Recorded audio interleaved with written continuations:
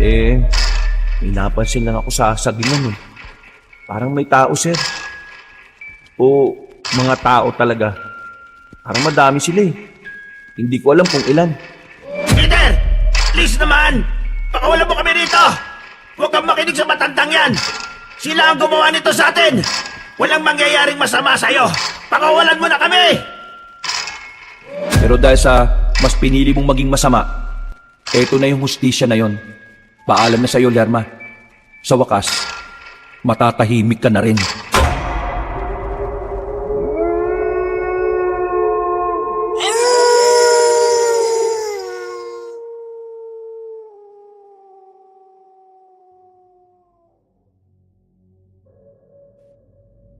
Pinagpalang araw sa inyo, kabanong.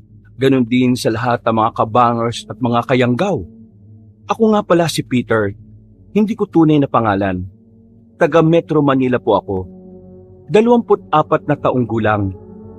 Bagong graduate at 1 taon pa lang bilang civil engineer. Bago pa man ako masanay sa buhay ng Maynila, yung gising ng alas 4:30 ng madaling araw, traffic, kapeng almusal at overtime sa opisina, dumating agad ang pagkakataon na hindi ko inaasahan. Isa ako sa mga napili ng kumpanya naming telco para magsagawa ng field survey sa mga lugar na pwedeng pagtayuan ng mga bagong towers sa Kabisayaan. Excited ako nung una. Ibig sabihin kasi nito ay makakalayo ako sa polusyon at maingay na lungsod. Isa pa, kasama ko ang 2 matagal ko nang kakilala na si Simon, ang may kayabangan naming site supervisor, at si Parker, ang chubby kong katrabaho na maingay pero magaling sa technical na trabaho. Sa totoo lang ay masaya talaga ako. Kapag kasi sila ang kasama ko ay para lang kaming naglalaro, pero ginagawa pa rin namin ng tama ang trabaho. Kapag kasi si Simon at Parker ang katuwang ko, hindi ko ramdam ang pagod. Parang lakbay barkada lang ang dating namin palagi na may halong trabaho. Katulad nung araw na yon. Pero hindi ko alam na sa paglalakbay namin ito ay may mga bagay pala akong makikita at mararanasan na hindi ko man lang maisalarawan sa kahit na anong plano o blueprint ng buhay ko. Paalala lang po, hindi mga tunay na pangalan ng mga tao at mismong lugar ang binanggit ko. Para na rin po sa seguridad namin. Muli, kabanong, ako si Peter.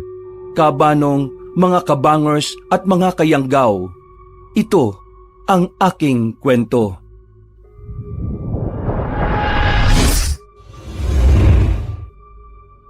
Bago nga pala magsimula ang ating kwento, sana'y mapindot nyo muna ang subscribe button at ang notification bell para lagi kayong nanonotify pag may bago tayong mga kwento. At huwag nyo rin kalilimutan mag-like at comment. Napakalaking tulong po ito sa ating channel para mas makapagatid pa kami sa inyo ng mga magaganda at mga nakakapangilabot na mga kwento. At ngayon, sa ating pagpapatuloy.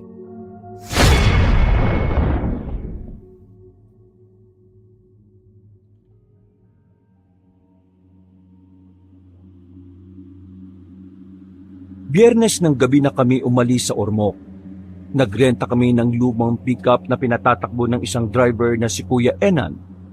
Matandang Bisaya na parang kabisado na ang lahat ng kalsada sa Leyte. Habang tumatakbo ang sasakyan, nakikita ko ang unti-unting paghina ng signal sa cellphone. Expected ko na to, kaya nga kami nagpunta sa lugar na to para palakasin ang signal sa nasabing lugar.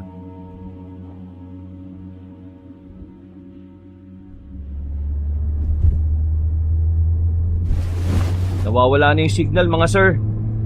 Oo nga eh. Ayan na. Simula na ng adventure natin, guys. Adventure? Mukhang horror movie to, sir eh. Buti na lang, dala ko tong emergency flashlight ko. Para kung sakaling mawalan ng ilaw ready ako. Grabe yan ah. Parang buong ilaw sa lugar nyo, dala-dala mo, Peter ah. Oo nga, sir At full charge pa to. Mas mabuti ning ready para sa kahit na anong sakuna. Ayos ka. Sakuna ka agad. Wala pa ngang nangyayari. May dala rin akong power bank dito. 20,000 milliampere na to. Pinadala pa to sa akin ng pinsan kong nasa Amerika eh. Sir Simon, narinig mo ba yung sinabi nitong bata natin? 20,000 milliampere daw, yung power bank niya. Ayos talaga tong si Peter natin eh. Oo nga eh. Kaya gusto ko ngang laging sinasama yan. Hindi na kailangan manduan eh. Alam na niya ginagawa niya. Pero, relax lang tayo guys ha. Late lang tong pupuntahan natin. Maganda sa lugar na to. At may kuryente rin naman. Pero, ewan ko lang din sa area na pupuntahan natin ha. Balita ko kasi, nagkakaroon ng madalas na pag-brownout dun eh. Mas okay na to, sir. Baka mamaya yung mapunta natin, may aswang. Di ba ganun daw yun? Kapag mga probinsya may mga aswang daw. Walang yaka, Peter. Napatawa mo ako ron ah. Ilang taon ka na ba at nagpapaniwala ka pa rin sa mga aswang-aswang na yan? 24 ho. Totoo naman yung sinasabi ko mga sir eh. Kahit civilized na yung ilang lugar sa probinsya, meron pa rin mga aswang at ibang kababalagan. Hindi natin yung pwedeng ipagsawalang bahala. Kakanood mo yan ng mga horror movies eh. Napaismid lang ako kabanong habang nagtatawanan sina Simon at Parker. Sa kabilang banda ay napansin kong itsura ni Kuya Enan na parang naniniwala rin sa mga sinasabi ko. Mas naniniwala ako sa reaksyon niya dahil taga dito siya mismo sa nasabing probinsya. Nanahimik na muna ako at naglaro na lang sa cellphone na sobrang hina na ng signal. Habang patuloy kaming umaakyat sa makipot na daan, halos wala na kaming nakasalubong. Ang mga ilaw sa poste ay unti-unti na ring nababawasan. Hanggang sa puro dilim at tunog na lang ng makina ang naririnig ko. Paminsan-minsan ay may makikita akong lumilipad na mga ibon sa gilid ng bintana. Parang paniki ang tingin ko. Kaya lang mas malaki. Makalipas ang ilang oras, pagdating namin sa harapan ng karatulang gawa sa kahoy na may nakasulat na maligayang pagdating sa baryo Taglawig, biglang huminto sa pagmamaneho si Kuya Enan. Huminto kami sa gilid na may nakapark ding mga sasakyan. Meron doong 2 kubo at mga tao ring tila dayuhan din na katulad namin. Nagtaka kaming 3 at sabay-sabay na napatingin sa kanya. Narinig ko ang pagtatanong ni Simon na nasa tabi ng driver's seat. Ayon nga kay Kuya Enan, ay hanggang doon na lang daw ang paghahatid niya sa amin. Sabi pa niya, mahirap na daw kasi kapag dumiretso ng ganitong oras, lalo na at madulas ang kalsada sa banda roon. Mahirap magmaneho kapag gabi at madilim. Baka ito pa ang maging dahilan ng aksidente. Hanggang dito mo na lang kami ihatid. Sa pagkakaalam ko, ang sabi sa akin kanina sa telepono nung kausap ko, pagdating sa arko ng Baryo Taglawig, mga 3 kilometro pa raw yung sityo na pupuntahan namin eh. Narinig ko nga rin yun. Paano yan, Kuya Enan? Dapat pala nung una pa lang sinabi nyo na sa amin na hanggang dito nyo lang kami ihatid. Umarkilan na lang sana kami ng ibang driver. Hindi na ako nakisabat pa sa reklamo ng mga kasama ko, kabanong. Nakinig lang ako hanggang sa magpaliwanag na si Kuya Enan sa kanila. Iginit nga ng Ginoo na mas mabuting ipagpabukas ang biyahe dahil marami ang naaksidente sa pagpupumilit. Ipinaliwanag niya rin sa amin na bukas ay may magpipick up sa amin na nagngangalang Mang Otek, kung saan tiga roon mismo sa sityo. Nang marinig ko yun, ay nakisabat na nga ako para hindi na rin uminit ang usapan nilang 3. Oh, yun naman pala mga sir May susundo naman pala sa atin bukas. Siguro, tama lang din na pakinggan natin si Kuya Enan. Total, siya naman ang taga rito Sigurado kung alam niya ang sinasabi niya. Kaya mabuti pa, makinig na lang tayo mga sir. May magagawa pa ba tayo? Tsaka, ang tanong, saan tayo tutuloy ngayon? Huwag niyong sabihin doon sa kubo na yun, ha? Palagay ko nga sir, kasi yung 2 sasakyan nandun no. Tapos may mga tao rin sa labas. Mukhang ganun din ang bilin sa kanila. Kaya sumunod na lang tayo. Sila ang nakakaalam ng mga rules and regulation dito eh. Mas okay na sundin natin yun. Sa mga ganitong probinsya pa naman, mas mainam talaga na sumusunod tayo sa mga ganitong klase ng mga patakaran. Sus, yang ka na naman eh. Papasok mo na naman ang Aswang Chronicles mo eh. Napangiti lang ako kabanong dahil sa huli ay wala na rin naman na magagawa ang mga kasama ko kundi ang sundin ng sinabi ni Kuya Enan. Doon nga kami pansamantalang nagpalipas ng gabi kahit hindi rin trip ni na Simon at Parker ang lugar. Katulad ko, wala rin naman kami magagawa kahit umangal kami ng umangal. Sa kabilang banda, napakatahimik ng lugar. Mahina ang ihip ng hangin, pero malamig at talagang nanunuot ito sa balat. Nang nabigyan na kami ng silid na matutulugan, humiga kagad ang dalawa kong kasama at mabilis na nakatulog. Paayo-ayo pa tong mga to. Ang bibilis din naman pala makatulog. Hindi man nga lang tumagal ng 3 minuto. Mga humihilig-hilig na. Napapailing ko silang minasdan bago naiga sa tapat ng bintana. Nang tila dinadalo na rin ako ng antok, ay muling umihip ang malamyang hangin. Pero sa pagkakataong ito, ay umalingasaw ang tila amoy lupa na parang may halong asim ng nabubulok na halaman. Napabalikwas tuloy ako ng bangon at sumilip sa labas. Napilitan tuloy akong isara ang mga bintana dahil sa hindi kaaya-ayang amoy. Hindi ko rin alam kung dahil lang sa pagod, pero bago ko makatulog, parang may narinig akong tunog ng mga kuko sa labas. At tila ba parang may kumakalmot sa gilid ng sasakyan namin. Pero nang muli akong sumilip sa bintana, wala naman ako nakitang kahit sino roon, kaya natulog na talaga ako. Kinabukasan, 6:00 pa lang ng umaga, ay nagising na kami at habang nagkakape, ay may dumating na 4 na tricycle. Nakatinginan kami ni na Simon at Parker. Ang ine-expect lang namin na susundo sa amin ay kotse din. Wala na kaming nagawa dahil wala na rin kaming choice. Maya-maya pa nga ay lumapit na sa amin ang isang Ginoo na payat at medyo kulubot ang balat. Nagpakilala siya bilang si Mang Otek na siyang tinutukoy ni Kuya Enan kagabi. Pagkatapos namin siyang makausap, ay nag-ayos na rin kami ng mga sarili. Makalipas ang 1 oras, ay umalis na rin kami. Sumakay kami sa tricycle at nagsimula na ang biyahe papasok sa pinakaloob ng baryo. Habang binabagtas namin ang daan, ay napansin kong tila unti-unting nag-iiba ang ambience ng paligid. Mas dumami ang mga puno at mas nangaunti ang mga bahay. Ilang minuto pa ay nakarating na kami sa may gitnang bahagi kung saan may maliit na barangay hall na gawa sa kahoy.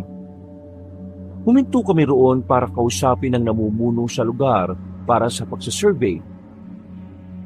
Si Simon na ang kumausap sa kanila at nagtambay na lang kami ni Parker sa labas para tumingin-tingin sa paligid. Magla-live pa naman sana ako. Kaso, wala na talagang signal sa area na to, yo. Kahit yung ibang network, mahinang-mahina talaga sumagap. Kaya nga tayo yung kauna-unahan na magtatayo ng malakas-lakas na signal dito sa area na to eh. Hindi matatapos ang taon na to, magkakaroon na ng maayos na connection ng lugar na to. Sana nga, matapos ka agad. Para kapag balik natin dito makapag-live na ako. Wow plano mo pa talagang bumalik dito? Siyempre, baka malay mo naman. Dito ko na mahanap yung forever ko, di ba? Di wow! Marami pa kaming naging asaran at kwentuhan ni Parker hanggang sa lumabas na si Simon kasunod ng ilang opisyal sa baryo. Pagkatapos namin makapagpaalam, ay sinamahan na nga ulit kami ni Mang Otek papunta sa bahay na tutuluyan namin. Mas maayos naman ang nasabing bahay kumpara sa tinulugan namin nung gabi. Maya-maya pa, habang nag-ayos kami ng mga gamit para sa pagsasurvey sa tatayuan ng telco tower, nakarinig kami ng ingay sa labas. Pagdungaw ko sa bintana ay may mga tao roon at karamihan ay matatanda. May mga bata ring nakadungaw pero hindi sila lumalapit. Yung tipong ilang na ilang. Dumungaw din sa bintana si Parker pati si Simon at pagkatapos ay saka kami nagkatinginan na tatlo. Anong meron? Wala naman. Ganyan lang daw talaga ang mga tao dito kapag nakakita ng mga bagong salta. Sabi ng kapitan sa akin kanina, huwag daw nating pansinin yung mga yan. Parang nakakailang naman, sir. Eh bakit ka naman maiilang? Tingnan nyo naman yung mga titig nila sa atin, no?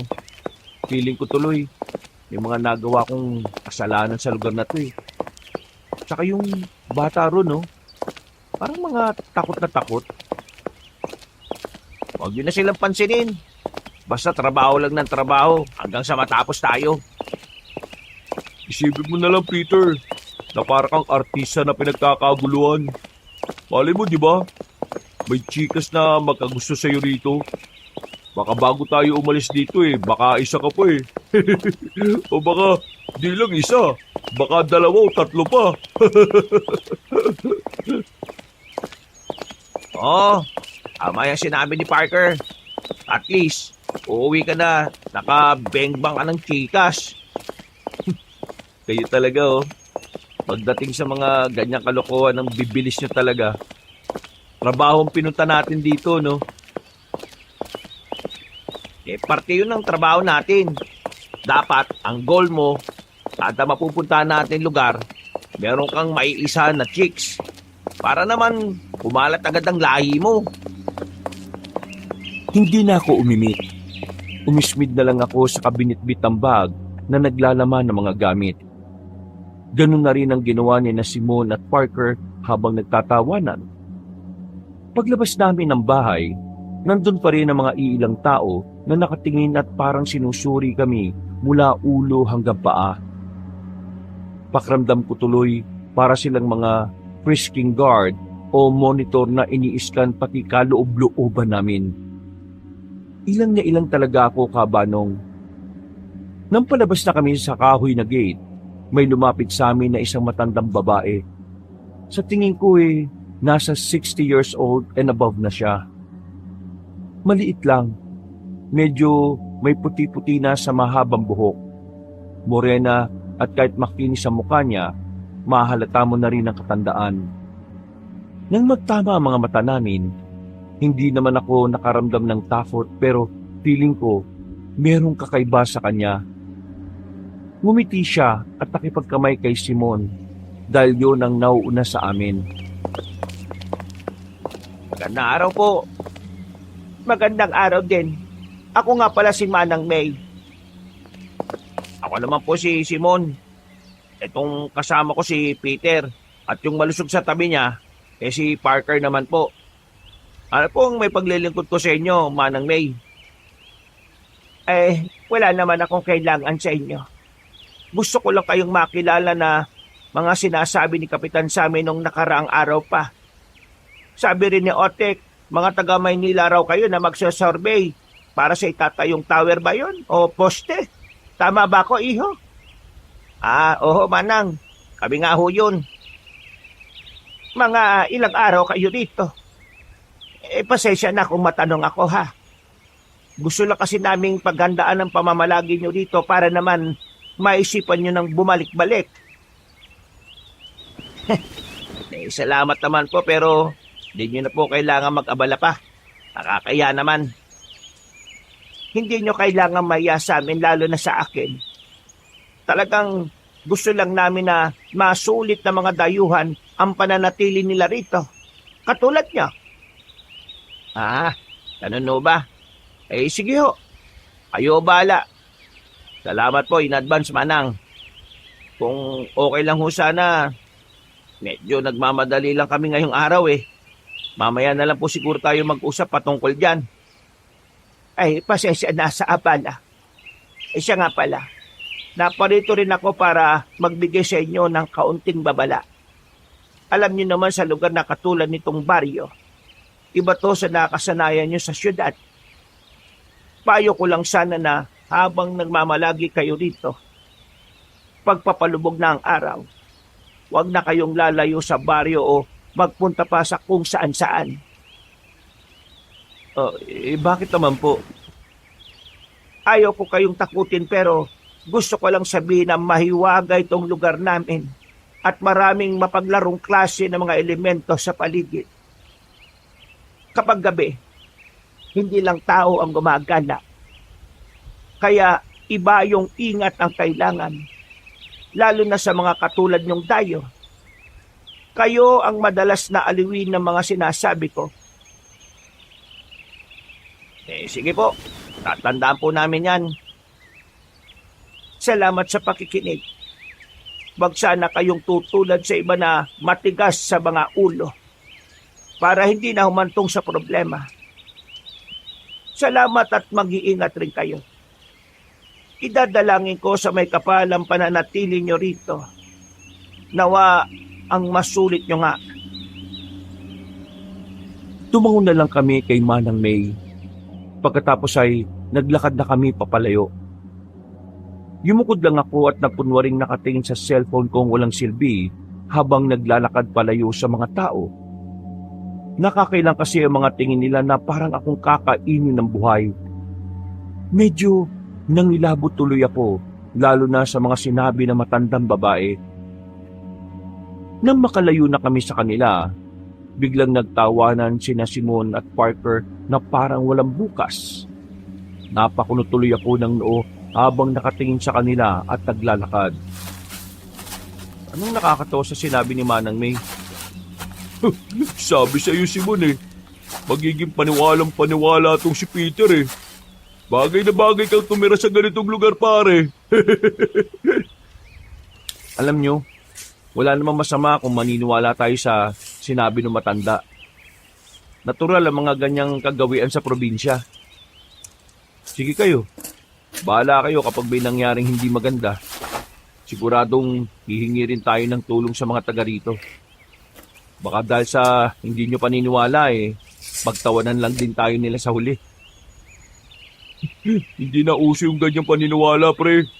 Sibilisado at makabago na ang mundo. Tama na yan.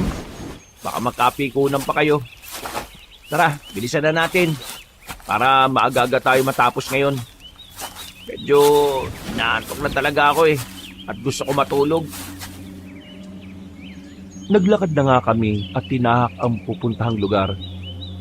Pero sa kabilang banda ng isip ko, parang nagre-rema pa rin ang mga sinabi ni Manang May kanina. Pasimple na lang akong napa-sign of the cross at nagdasal na hindi naririnig at nakikita ng mga kasama ko. Makalipas ang ilang minuto, pagdating namin sa site, nagtrabaho na nga kami ng maayos. Liblib na liblib ang lugar. Puno ng mga puno pero mas marami ang saging. Nang makita ko yun, para akong nanghinayang dahil alam kong malaki ang matatagpas sa mga kapunuan naroon sa bahaging yon. Sayang yung mga puno no? Totoo. Diyan tayo magkakasundo, pare. Sayang talaga mga puno matatagpas. Pero wala tayong magagawa Pare-pareho lang tayo mga trabahador at sumusunod sa mga amo natin. Yun nga Ang mga negosyante talaga, basta kung saan sila kikita. Wala na silang pakialam sa kalikasan. Ganyan talaga ang negosyo. Kung di matibay ang sikmura mo, hindi ka aasenso. Parang sa gobyerno lang natin yan Wala silang mga sikmura. Kaya pala talaga madaling yumaman ng mga nasa gobyerno no? Kasi wala silang sikmura. Tapos, mga halang pa kaluluwa. Uy, masyado na naman kayong nagsisenti-senti dyan Isipin nyo na lang na may magandang cost din naman tong pagkakaputol ng mga puno sa lugar na tong sinosurvey natin. Matatayo ng tower ang lugar. Makakasignal at mapapabilis ang access ng mga tao sa lugar na to papunta sa ibang ibayo. Dahil doon, unti-unti silang magiging bukas sa mundo at mas mapapabilis ang pagiging sibilisado. Para hindi na rin masyadong nagpapaniwala yung mga tao rito sa kung ano-anong elemento. Naki-ek-ek ka na yan. Dumali ka na naman, sir, ah. Oo, kaya simulan na natin magtrabaho. Kung ayaw niyong madali ko kayong dalawa dyan. Habang nagsusakat-sukat ako sa buong area at nakatutok ng seryoso sa pagtatrabaho, may napapansin ako sa paligid na parang kakaiba. Ewan ko kabanong kung ako lang ang nakakapansin, pero pakiramdam ko talaga ay may kung anong nilalang na nakatingin sa akin mula sa mga sagingan. Hindi tuloy ako makapag-concentrate kaya nilapitan ko ulit si Parker na abala na rin sa pagsiset up ng mga tripod. Nagulat pa siya nang bigla kong sumulpot sa likod kaya muntikan ng matumba ang equipment pero nahawakan ko kaagad. Uy, kakagulat ka naman pare. Para kang elementong sinasabi ni Manang May ah. Baliw, elemento ka dyan. Eh bakit ka ba kasi biglang lumapit? Tapos ka na rin sa ginagawa mo? Eh, may napansin lang ako sa sagingan eh. Parang may tao, sir. O mga tao talaga. Parang madami sila eh. Hindi ko alam kung ilan. Pero sure akong merong nakatingin talaga. Sagingan ba ka mo? Tapos may nakikita kang tao? Langya. Parang alam ko na yan ah. Yung mga napapanood ngayon sa social media, yung mga binubutasan yung saging tapos inaano. Alam mo na yun. Baka yun yung nakita mo. Puso raw yun sa mga ganitong lugar eh. Pastime ng mga kalalakihang walang magawa. Seryoso ako, no, si Raka? Eh, seryoso rin naman ako ah. Gusto mo, tanong pa natin kay Boss Simon eh. Boss Simon! Ano na naman ba yun? Daldalan na naman kayo ng daldalan dyan ha. Magtrabaho muna kayo bago mag-ingay-ingay. Tara muna rito saglit, sir. Samahan natin tong si Peter dun sa sagingan. May nakita raw siyang parang mga taong nakatingin eh. Napakunot ng noo si Simon, pero lumapit din siya sa amin. Maya-maya lang din ay naglakad kami papunta sa mga sagingan. At ganoon na lang ang gulat namin nang makakita nga kami ng butas sa ilang mga saging na naroon. Nagkatinginan pa kaming tatlo bago napahalakak na malakas sina Simon at Parker. O diba? Sabi ko naman sa iyo eh. Hindi ko nilalata, pero pastime talaga ng mga kalalakihang taga-probinsya ang pagtira sa puno ng saging. Nagya, halos lahat yata ng katawan ng saging may butas eh oh. Gagi, mabidyo't nga. Legit pala talaga. Ipopost ko to kapag pauwi na tayo. Kapag may signal na. Kawawa naman yung mga saging oh. Nabuntis ng walang kalaban-laban. Wait. Ano kaya lasa ng mga bunga niyan? Ayaw ko nang isipin oh. Iiwas muna akong kumain ng saging sa lugar na to. Ako rin, boss. Napailing na lang ako kabanong habang pinagmamasdan ng dalawa na nagtatawanan pa rin. Nagbidyuhan pa nga sila na pakunwari ring pinagsasamantalaan ng puno ng saging. Tawa lang sila ng tawa pero nang mapatingin ako sa hindi kalayuan ay meron talaga ako nakitang maitim na nilalang. Namumula ang mga mata at bigla itong tumakbot na wala sa mga halamanan. Natulala talaga ako't nang hilabot. Tila bumalik lang ako sa wisyo nang mapatingin sa akin sina Simon at Parker na nagtatawanan pa rin. Maya-maya na nga tayo magkulitan. Trabaho na. Para mabilis tayo matapos. Ito kasing si Peter eh. Tara na nga. Makauwi na rin tayo kagad. Umismid na lang ako at tinalikuran sila. Nagpatuloy na nga kami sa pagtatrabaho at dahil sa madali lang ang ginagawa ko, ako ang naunang matapos sa kanila. Hindi muna ako lumapit sa mga kasamahan ko. Hinayaan ko lang sila. Baka kasi magpatulong kapag inabala ko pa. Iginala ko ulit ang tingin ko sa paligid hanggang sa madako ulit ako sa sagingan. bigla ko na lang ulit tuloy naalala ang nakita kong itim na nilalang kanina. Yun na nga kayong sinasabi ni Manang May na mga kakaibang elemento. Totoo naman yung nakita kong yun. Sigurado kong hindi ko guni-guni yun. Napahawak ako sa dibdib at napabuntong hininga ng malalim. Pagkatapos ay muli akong napa-sign of the cross hanggang sa maramdaman kong naiihi na ako. Dahil mapuno naman sa lugar, lumayo lang ako kaunti sa site at naghanap ng maiihian. Sa gilid ng mayabong na puno ay doon ko napili. Habang umiihi, ay gumala-gala pa rin ang mga mata ko. Nang humangin ay tila nag-iba ang amoy ng paligid. Ganitong-ganito yung naamoy ko kagabi nung matulog kami roon sa huling pinaghatiran sa amin ni Kuya Enan. Napatakip ako ng ilong dahil parang nabubulok na ewan at talagang nakakasuka. Hanggang sa makarinig ako ng mga kaluskos mula sa hindi kalayuan. Sinundan nyo na kakaibang tunog ng kung anong hayop. Akala ko nga talaga nung una ay mga hayop na ligaw lang. Pero napansin ko na naman ang maitim na nilalang. Mabilis yung tumakbo-takbo at nagpalipat-lipat sa pwesto. Kaya minadali ko na ang pag-ihi. Hindi ko na nga halos napagpag ng maayos. Pagkasara ko ng zipper ay may tumulong kung anong likido sa noo ko. Dahan-dahan akong napatingin sa itaas ng puno at doon ko na nga nakita ang nakakatakot na nilalang. Sigurado akong maliit lang siya. Nangingintab sa pagkaitim ang balat. Namumula ang mga mababalasik na mga mata. Matutulis sa mga kuko at ngipin. Mahaba ang manipis na dila at naglalawayon na tumutulo-tulo sa akin. Ngumiti siya, kaya mas lalo kong nahintakutan. Pagkalaon ay nawala rin ang ngiti niya at napalitan ng nakakatakot na may hinang pag-ungol. Sa pagkabigla ko at pagkataranta, umatras ako kahit nakatingala pa sa kanya. Kaya na out of balance ako. Pagkatumba ko ng patihaya, napatingin ulit ako sa nasabing puno pero wala na roon ang nasabing nilalang.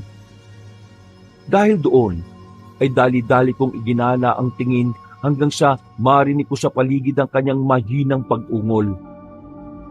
Dali-dali akong tumayo at tumakbo pero sa pagkataranta ay natisod ako sa nakausling ugat ng punong inihian ko. Natumba ako, tumama ang ulo sa isang puno. Nang babangon na sana ako, ay biglang nagkulay pula ang paningin ko sa kaliwa. Hinawakan ko yon at saka ko lang napagtanto na dumudugo ang kaliwa kong noo. Narinig ko na naman ang pagaralgal na ungol at pagbaling ko sa kanan ay nakita ko ang nakakatakot na nilalang kanina.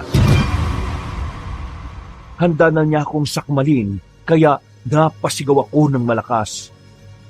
Dahil dito ay natigil sina Simon at Parker sa kanilang ginagawa.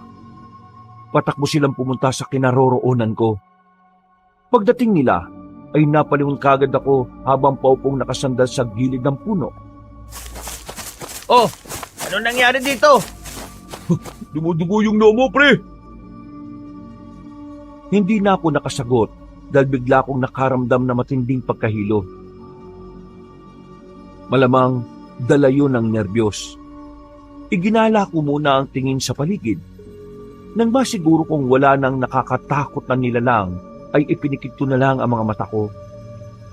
Pagdilat ko ng mga mata, naroon na ako sa bahay na tinutuluyan namin. Tumingin kagad ako sa relo. At nang makita kong pasado 5:00 na ng hapon, napabalik ko sa phone ng bangon. Pero napahawak ako sa ulo dahil medyo sumasakit yon. Mabuti at gising ka na. Ay, anak ng tikbalang. Nandiyan po pala kayo. Nagulat naman ako sa inyo, Manang May. Pasensya na kung nagulat kita. Maayos na ba ang pakiramdam mo? Okay naman na po. Medyo masakit lang tong kaliwang noo ko. Nilagyan ko yan ng dinikdik na malunggay at iba pang halamang gamot para mabilis na gumaling. Para rin hindi ma-impeksyon. Salamat po. Nasan po ba yung mga kasama ko? Nandun pa rin sa site. Kasama nila si Otek at yung iba pa. Pero pabalik na yon dahil mag-aalas 5 na. Ganun po ba? Sabi ng mga kasama mo kanina, nung nakita ka nila, duguan na raw ang noo mo. Ano ba nangyari? May nakita po kasi akong... Sige na, huwag ka nang mahiya magsabi sa akin, lalo pagdating sa kababalaghan. May nakita ka bang kakaiba kanina dun sa lugar na pinuntahan ninyo? Ano po kasi, may nakita kong maitim na nilalang. Maliit lang siya pero nakakatakot. Tapos mapupula yung mga mata at naglalaway. Tapos ang baho ng amoy niya. Sasakmalin niya nga po ako kanini pero mabuti nakasigaw ako at dumating yung mga kasama ko. Isa yung busaw. Busaw? Isa yung klase ng aswang. Ang totoo niyan, ilang beses nang napapabalita rito sa baryo na may namamata ang busaw. Pero huwag ka mag-alala. Dahil wala pa naman kaming nababalitaan na merong dayuhan dito na sinalakay ng busaw. Kaya ipanatag mo ang loob mo. Salamat po, Manang May. O siya, sige. Maiwan na muna kita para mas makapagpahinga ka pa. Inumin mo itong tsaa. Mas mapapaginhawan niya ng kalamnan at ang isip mo. Mamaya ipaghahanda kayo ng mga taga rito ng salo-salo kaya dapat malakas ka at maayos. Sige po. Salamat rin po sa paggagamot sa akin. Walang anuman yon. Paglabas ni Manang ng silid ay ininom ko na nga ang tsaa. At katulad ng sinabi niya, gumaan nga ang pakiramdam ko. Nakahinga ko ng maluwag at muling nakatulog. Kinagabihan, pagkagising ko ay naroon na si Simon at Parker. Kinumusta lang nila ako at hindi ko na lang din muna sinabi ang totoong nangyari.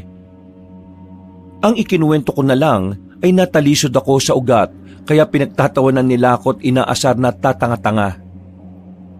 Pasado 7:00 ng gabi, katulad ng sinabi ni Manang May, inimbitahan nga kami ng mga taga-baryo sa isang maliit na salo-salo bilang pagsalubong. May inihandang pinaupong manok, inihaw na baboy, nilagang baka, pansit, mga kakanin, panghimagas, tuba at kung ano-ano pa.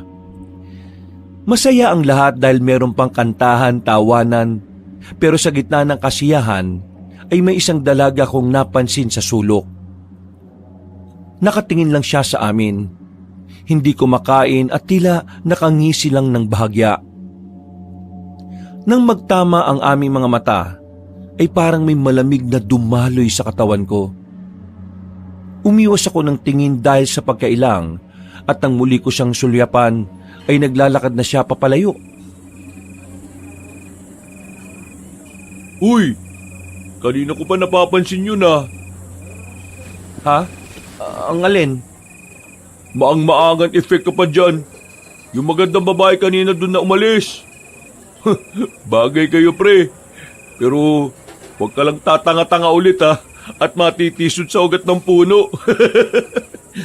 Ikaw talaga, puro kakalokohan no. Hindi ko kilala yun no. Saka hindi yan ang pinunta ko rito. Kundi trabaho. Sus! Wag ako, Peter, wag ako. Trabaho rin naman yun eh. Kaya, trabahuin mo na. Sige ka, uunahan kita kapag babagal-bagal ka. Nako, bahala ka sa buhay mo. Kakain na nga lang ulit ako. Kapag sinabi ko to kay Boss Simon, siguradong bubuskayin ka rin nun. Mga pasaway talaga kayo no. Napakamot na lang ako ng ulo kabanong habang pinagmamasdan si Parker na papalapit kay Simon. Nang mabulungan na niya yon ng kalokohan, sabay silang napatingin sa akin at biglang nagtawanan na halatang nang aasar. Napailing na lang ako sa kasumandok ng masarap na kanin. Eksakto naman na lumapit si Manang May sa akin kaya kinausap ko na rin siya. Manang, kilala niyo po ba yung babaeng nakatayo ron kanina? Yung nandun sa gilid ng poste? Si Lerma yata yung tinutukoy mo. Taga rito po ba yon? Oo, sakop pa rin siya ng baryo. Pero naroon na siya sa pagitan nitong baryo at ng kabila. Bakit? Natitipuhan mo ba siya? Po? Hindi naman po. Mabait naman yan. Minsan lang talaga may pagkatahimik. Ngumisi lang ako kabanong at kumain na ng kakaning sinando ko.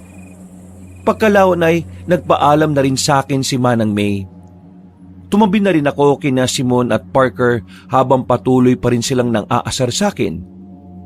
Maya-maya pa, habang patuloy ang kasiyahan at pakikihalubilo namin sa mga taga-baryo, biglang napansin ni Simon na nag-flicker ang mga ilaw.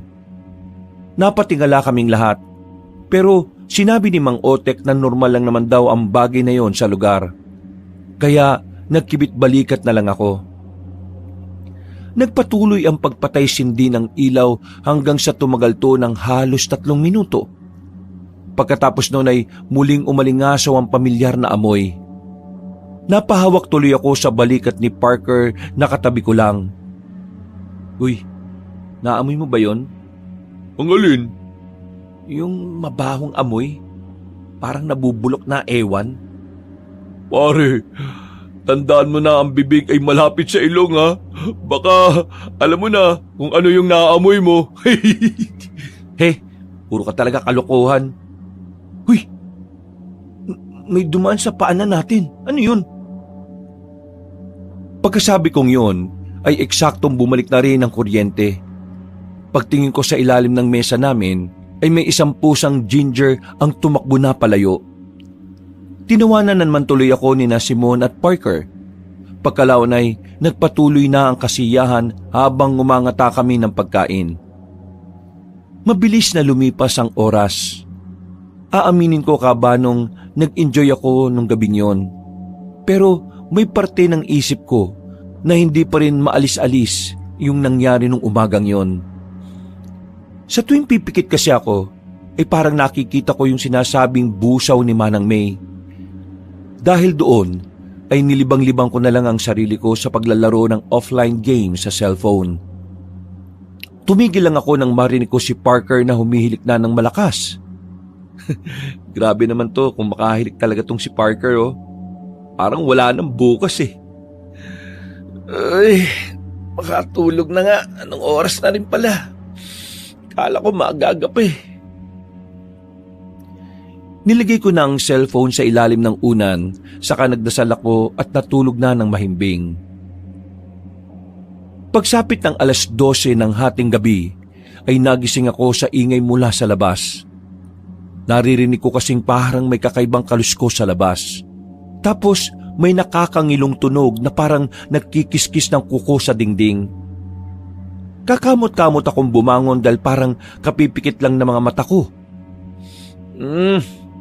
Ano ba yung tunog na yon? Sakit sa tenga. Pero ang sarap pa rin ng tulog nila Sir Simon at Parker ah. Ba talaga kapag malalim ang tulog kahit saan na lugar? Binuksan ko ang bintana at tinanap ang tunog hanggang sa may makita kong aninong gumagalaw sa bubungan ng bahay. Ito rin yung nakita kong halimaw doon sa site, na kung tawagin nga ni Manang May ay busaw. Napatingin yun sa akin at muli kaming nagkatitigan. Nangilabot ako at hindi na naman kaagad nakagalaw. Mabuti na lang ay hindi ito umatake at bigla itong tumalon papunta sa kakahuyan.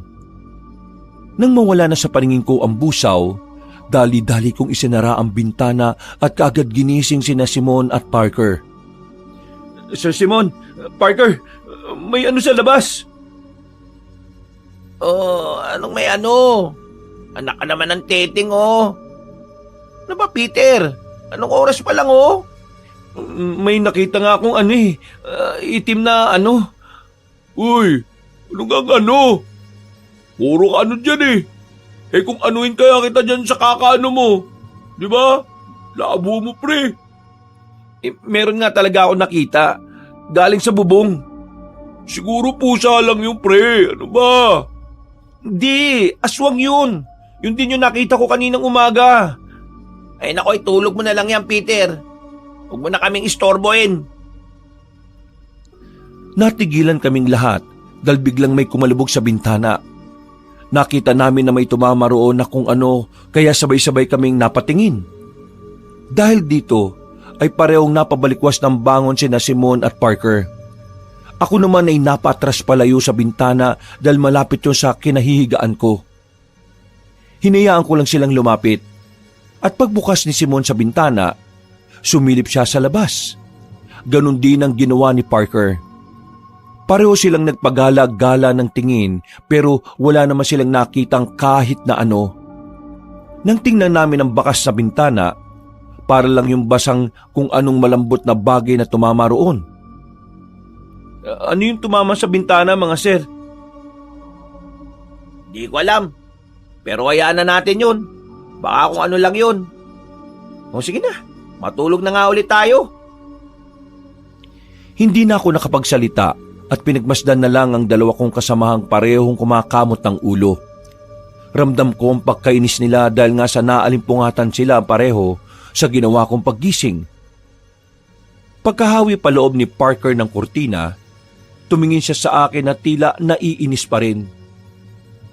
O yan, nawi ko na paloob yung kurtina ha, para hindi kung ano-ano yung nakikita mo. Matulog ka na. At umiwas-iwas ka sa kakanood mo ng horror movies. Wala na akong nagawa kundi ang bumalik sa kama ko, Kabanong. Matagal akong napatingin doon at iniisip-isip pa rin ang tungkol sa busaw. Hanggang sa unti-unti na rin akong dalawin ng antok. Kinabukasan, nagulat kami habang nag-aalmusal nang makita namin si Manang May sa labas ng tinutuluyan naming bahay. May dala siyang palaspas na may nakataling supot ng asin na tabo.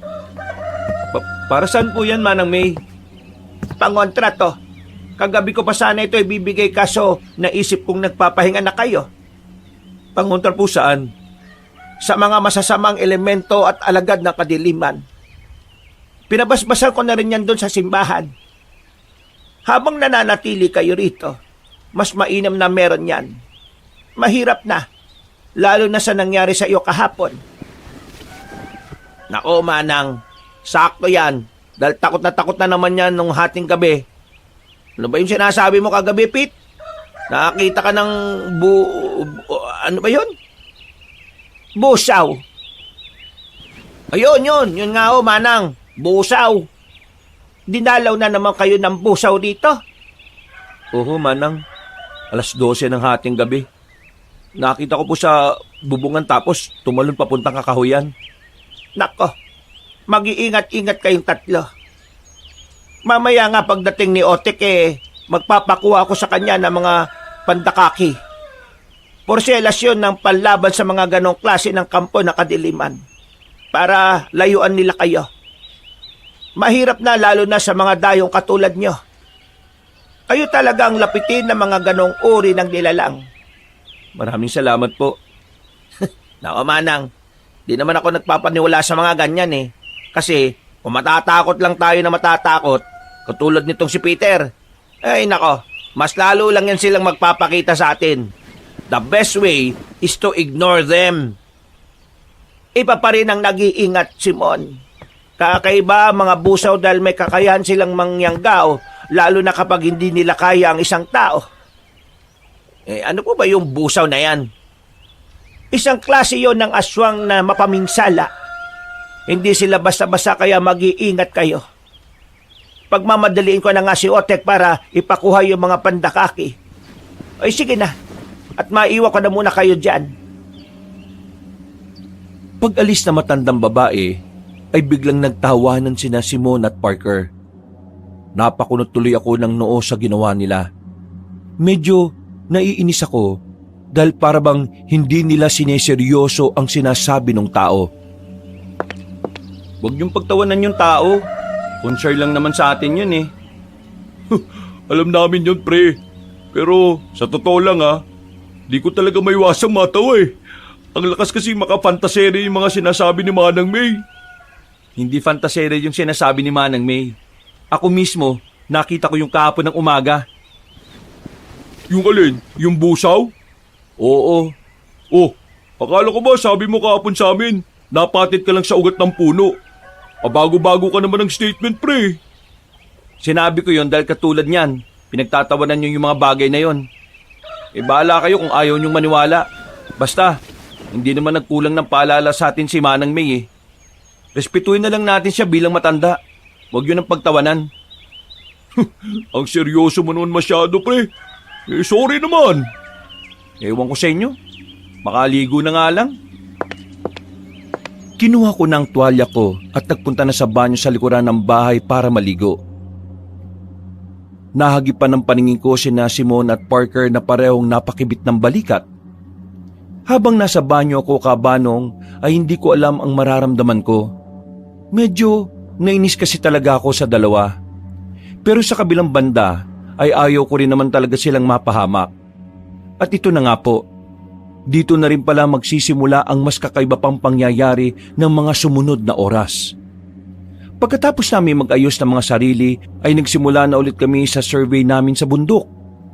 Bit-bit ang mga gamit kasama namin ang anak ni Mang Otek na si Kito bilang gabay. Wala kasi ang Ginoo dahil meron itong inaasikaso sa bayan. Meron ding inuutos si Manang May sa kanya patungkol nga sa porselas na pandakaki. Pero habang lumilipas ang oras, napapansin kong parang may kakaiba na naman sa paligid. Pati na rin sa mga kasama kong kapwa surveyor. Habang abala ang lahat, napansin ko ang kakaibang kilos ni Parker. Kani-kanina lang ay ang saya-sepan nila ni Simon. Pero tila bigla na lang silang nanamlay. Hinayaan ko na lang siya nung una pero nagulat na lang ako nang bigla siyang tila natulala na nakangiti lang habang nagmi-measure kami ng lupa. Nilapitan ko siya at doon ko nakita ang mga maliliit na ugat sa ibabang parte ng liig niya. Medyo namumula rin ang gilid ng kanyang mga mata na parang naiirita sa init ng araw. Sir, okay ka lang? Ha? Oo naman. Bakit nakatulala ka kanina? Tapos pangiti-ngiti ka? Ha? Wala. Ano yung nasa leeg mo? Parang nangingitim ang ugat mo dyan banda. Ha? Eto. Siguro kinagat lang ng lamok. Kinagat ng lamok? Nangingitim eh. Wala nga sabi to. Ang kulit mo naman eh.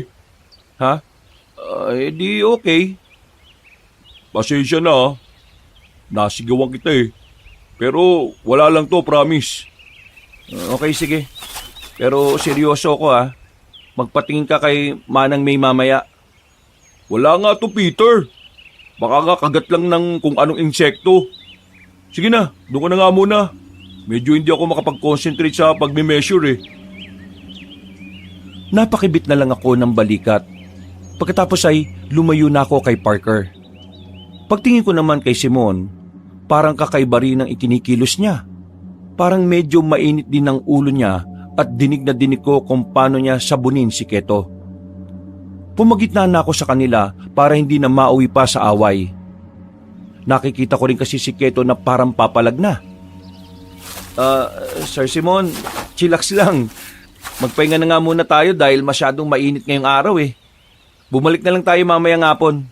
Kaunti na lang naman yung gagawin natin. Tama. O na muna magpatuloy nitong ginagawa ko. Nakakainit kasi ng ulo yung si Keto eh. Dapat talaga si Mang Otek na lang yung nandito eh. Sige sir. Magpahinga na muna kayo ron sa lilim. O kaya mauna na kayong bumalik ni Parker sa baryo. Sabay na lang kami nitong si Keto umuwi. Tatapusin ko na lang tong ginagawa natin. O sige na. Bilisan mo dyan ha. Makaalis na nga. Pabalagbag na hinagi sa akin ni Simon ang equipment na hawak niya. Kamuntikan ko pa nga tong hindi masalo. Pagkatapos noon ay lumayo na siya.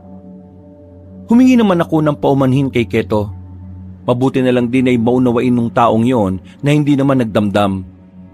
Sinabi pa nga niya sa akin na parang kakaiba ang ikinikilos ngayon ni Simon at Parker. Makaklose kasi sila kagabi nung kasiyahan, kaya nagtataka rin ang binata sa kakaibang asta ng mga kasama ko. Napakunot din ako ng noo. Napansin din pala ni Keto ang tungkol sa mga bagay na yon. Nagtrabaho kami at tinapos ko na rin ang lahat para hindi na kami bumalik mamayang hapon. Mabilis ang paglipas ng oras. Pagbalik namin sa tinutuluyang bahay ay naabutan kong natutulog ng mahimbing si Simon. Si Parker naman ay wala sa kwarto kaya hinanap ko siya sa palibot ng bahay. Hanggang sa maabutan ko siya sa likod malapit sa banyo. Nakatayo siya sa poso at paulit-ulit na naghihilamos ng mukha habang tumatawa na mag-isa. Ilang segundo ko rin muna siyang pinagmasdan bago lapitan. Pre, ayos ka lang ba? Oo naman, pre. Medyo mainit lang yung pakiramdam ko kaya panay ang paghilamos ko ng muka. Parang gusto ko na maligo na lang ulit eh. Pwede namang maligo. Ha? Nagulat na lang ako nang ibuhos niya sa sarili ang laman ng balde. Nakita kong nakalawit sa bulsa niya ang cellphone kaya dali-dali ko yung kinuha. Uy pre, yung cellphone mo baka mabasa. Nang magtama ang paningin namin, nagulat ako dahil mas tumindi ang pamumula ng mga mata niya. Pati yung itim-itim sa leg niya ay mas dumami at mas kumapal. Pero matapos siyang mahimasmasan dahil sa pagkabasa ng tubig, unti-unti ring nawala ang mga yon. Napalunok ako ng laway sa pagkabigla, Kabanong, at kamuntikan pa nga akong matumba nang sinubukan kong umatras. Nang makita niya ako, ay napakunot siya ng noo na tila nagtataka. Oh, bakit parang gulat na gulat ka, pre? Ha? Para ka namang nakakita ng multo dyan. Uy, teka, bakit hawak mo yung cellphone ko? Oh, nagpakabasa nga pala ako. Para kasing ang init-init kasi ngayon eh. Kakaiba yung init eh, no? Ha? Oo nga pre. Uy, favor naman oh. Pakuha yung tuwalya ko tapos pakihagis na lang sa bintana. Salamat pre ha.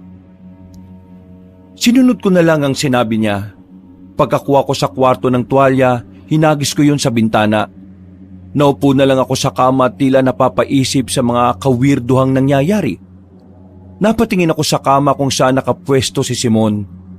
Tulog na tulog pa rin siya kaya medyo nakahinga rin ako ng maluwag. Pagpasok ni Parker ay pinagmasdan ko na lang din siya. Nakampante rin ako dahil mukhang okay naman na siya. Matapos siyang makapagbihis ay kinuha niya ang cellphone at nahiga na rin muna para matulog. Humiga na rin ako at pinagmasdan sila sa kani-kanilang kama habang nahihimbing sa pagtulog. Takang-takaman sa mga inasal ng dalawa, masaya pa rin ako, Kabanong, dahil okay naman pala sila sa pag-aakala ko. Hindi ko talaga naisip na pagkatapos ng nangyari kanina ay mas masusundan pa ng kakaibang kababalaghan ng lahat. At ito na nga ang hindi ko talaga inaasahan na mangyayari sa buong buhay ko. Pagsapit ng gabi, wala pa rin si Manang May at Mang Otek. Pero dahil may stock naman ng pagkain, kaya nagluto na si Keto para sa amin. May nagbigay na native na pato at kinatay niya yon para iulam namin. Nang umalingasaw ang amoy ng dugo ng nasabing hayop, kitang-kita ko si Parker mula sa bintana na tila titig na titig sa sariwang karne ng pato. Hindi ko nga alam kung refleksyon lang yon ng ilaw, pero nakita ko talaga na tila kumislap ang mga mata niya. Napadila rin siya na parang natatakam hanggang sa dumungaw na lang din si Simon sa bintana na tila naiirita. Ano ba yung amoy na yon? Sobrang lansa. At ang ingay ng tunog. Sino ba yung nagkakalampag dyan? Ha? Pasensya na sir kung nagising ka. Naghihiwa lang tong si Keto ng karne ng pato na binigay sa atin ng kapitbahay nila. Pinatay namin yung hayop kaya medyo malansa yung amoy. Ganun ba? Itapon nyo na lang kagad kasi sobrang tapang ng lanse. Parang sumasagat sa ilong ko. Saka yung ingay. Inaan nyo lang ng kaunti. Sige, ako na pong bahala sir. Itatapon ko na lang yung mga dugo-dugo sa malayo. Uy, bakit mo naman itatapon, pre? Ang sarap nga ng amoy Parang ang sarap isabaw ng dugo ha? Ha? Hindi, biro lang. Ito naman Dinampot ko na kaagad ang supot kung saan nakalagay ang ibang parte ng pato na hindi mapapakinabangan. Kasama na ang balahibo. Yung dugo naman, ipinaagos na lang ni Keto saka binuhusan ng tubig. Nakakagutom naman yan. Natatakam na tuloy ako eh. Parang gusto ko na tuloy sunggaban yung karne eh. Uy, ano ba yung pinagsasabi mo? Okay ka lang ba, pre? Ha? Ha? Oo naman. Sadyang gutom lang talaga siguro. Gutom na gutom. Hindi ko na masyadong pinansin ang kawirduhan ni Parker. Tinapon ko na sa malayo ang basura. At inapuyan ito dahil na rin sa payo ni Keto. Maya-maya, nang matapos na siya, ay niluto na kaagad ang karne ng pato. Nagapunan na kami kaagad pero umalis na si Keto dahil kailangan na rin siya sa bahay ng kanilang asawa. Pinipilit ko nga siyang magapunan pero tumanggi lang siya ng tumanggi. Hindi ko na masyadong pinilit dahil alam ko rin naman na naiilang siya kay Simon. Habang naghahapunan kami ay parang mga gutom na gutom ang mga kasama ko. Hindi ko tuloy alam kung ano ang mararamdaman ko. Masarap naman talaga ang pagkakaluto ni Keto pero kakaiba talaga ang asta nila. Guys, alam kong masarap tong pagkakaluto ni Keto sa pato. At ngayon lang ako nakatikim ng ganito eh. Pero sana maghinay-hinay lang kayo. Baka mabulunan kayo niyan eh. Sir Simon, Sir Parker. Ang sarap talaga eh. At ang gutom na gutom ako. Parang kahit buto nito mauubos ko eh. Grabe ka naman sa pati buto, sir. Anong grabe? May masama ba sa sinabi ko, ha? Wala naman. Basta maghinay-hinay lang. Puro kayong daldal. Kumain na nga lang tayo para maubos na to. Hindi na ako nagsalita at nagsimula ng kumain. Hanggang sa maubos na nila ang sinabawan. May isang prito na natira na sabay kinuha ng dalawa. Nagkatinginan pa sila at naghatakan sa isang pirasong prito. Nakita ko sa mga mata nila ang matinding determinasyon na gusto talaga nilang makuha ng buo ang natitirang karne. Ayaw nilang maghati rito. Guys, wag na kayo magagawan pa Ito kunin niyo na yung sa akin. Wala pang bawas to. Uy! Dinakma kaagad ni Simon ang pritong nasa plato ko. Kamuntikan pa nga matapon ng kanin sa pagkakadakma niya. Nang mapatingin ako ulit sa kanila, ay doon ko na nakita ang muling pamumula ng gilid ng kanilang mga mata.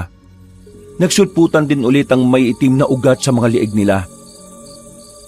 Mga sir, ayos lang ba kayo? Bakit? Mukha ba kaming hindi ayos? Para kasing namumula mga mata nyo eh. At saka, ikaw yata ang hindi ayos, pre. Ha? Ako? Naririnig ko ang tibok ng puso mo. Ang bilis. Oo nga, pabilis ng pabilis. Natatakot ka ba, ha? Sino kinatatakutan mo? Kami ba? Natatakot ka ba sa amin ni Boss Simon? Bakit ka naman matatakot sa amin, ha? Wala naman kaming ginagawang masama, ha? Kumakain lang tayo ng hapunan dito. Pasimple akong tumayo habang takot na nakatingin sa kanila, Kabanong. Hindi ko na rin alam kung ano talaga ang nangyayari pero sigurado kong hindi normal itong ikinikilos ni na Simon at Parker. Saan ka pupunta? Bakit parang namumutla ka na? Anong ikinatatakot mo sa amin, ha? Ha? Ano kasi?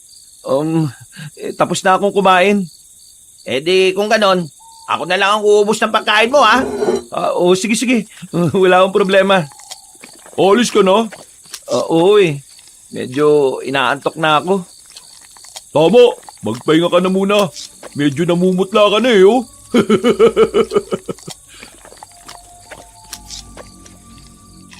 Hindi ko na pinakinggan ang sinasabi nila dahil dali-dali akong tumakbo papunta sa kwarto at nagsumiksik sa kama.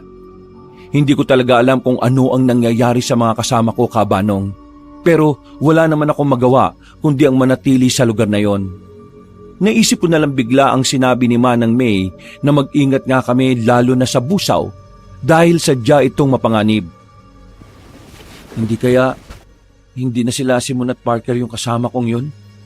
Baka yung busaw na yung mga yun Ay nako, Nasaan na ba kasi si Manang May at Mang Otek? Napadasal na lang ako sa Diyos na sana'y walang mangyaring masama sa mga kasama ko. Hanggang sa makarinig ako ng ingay sa labas. Pagsilip ko sa bintana, nakita ko nga sina Simone at Parker. Nagtatampisaw sila sa pusuhan na parang init naman sa kanilang katawan. Ano ba nangyayari sa kanila? Sana talaga dumating na sina Manang May at Kuya Otek. Nang lumingon sila sa kinaroroonan ko, ay pareho silang ngumiti. Kaya sinara ko na at hinawi na paloob ang kurtina. Nagkulong na lang ako sa kwarto at nakiramdam sa labas hanggang sa hindi ko na malayang nakatulog na ako. Nagising na lang ako nang tumama sa noo ko ang cellphone. Aray ko! Ano nangyari? Teka, umaga na pala. Pagtingin ko sa kama ni na Simone at Parker, nandun sila at tulog na tulog. Dahan-dahan akong lumapit sa kanila at gano'n na lang ang gulat ko sa nakita ko. Kitang-kita na kasi ang itim na ugat sa mga leeg nila. Bukod dito ay gumapang na yon sa magkabila nilang mga sentido. Pati ang mga talukap nila ay may bahid na rin.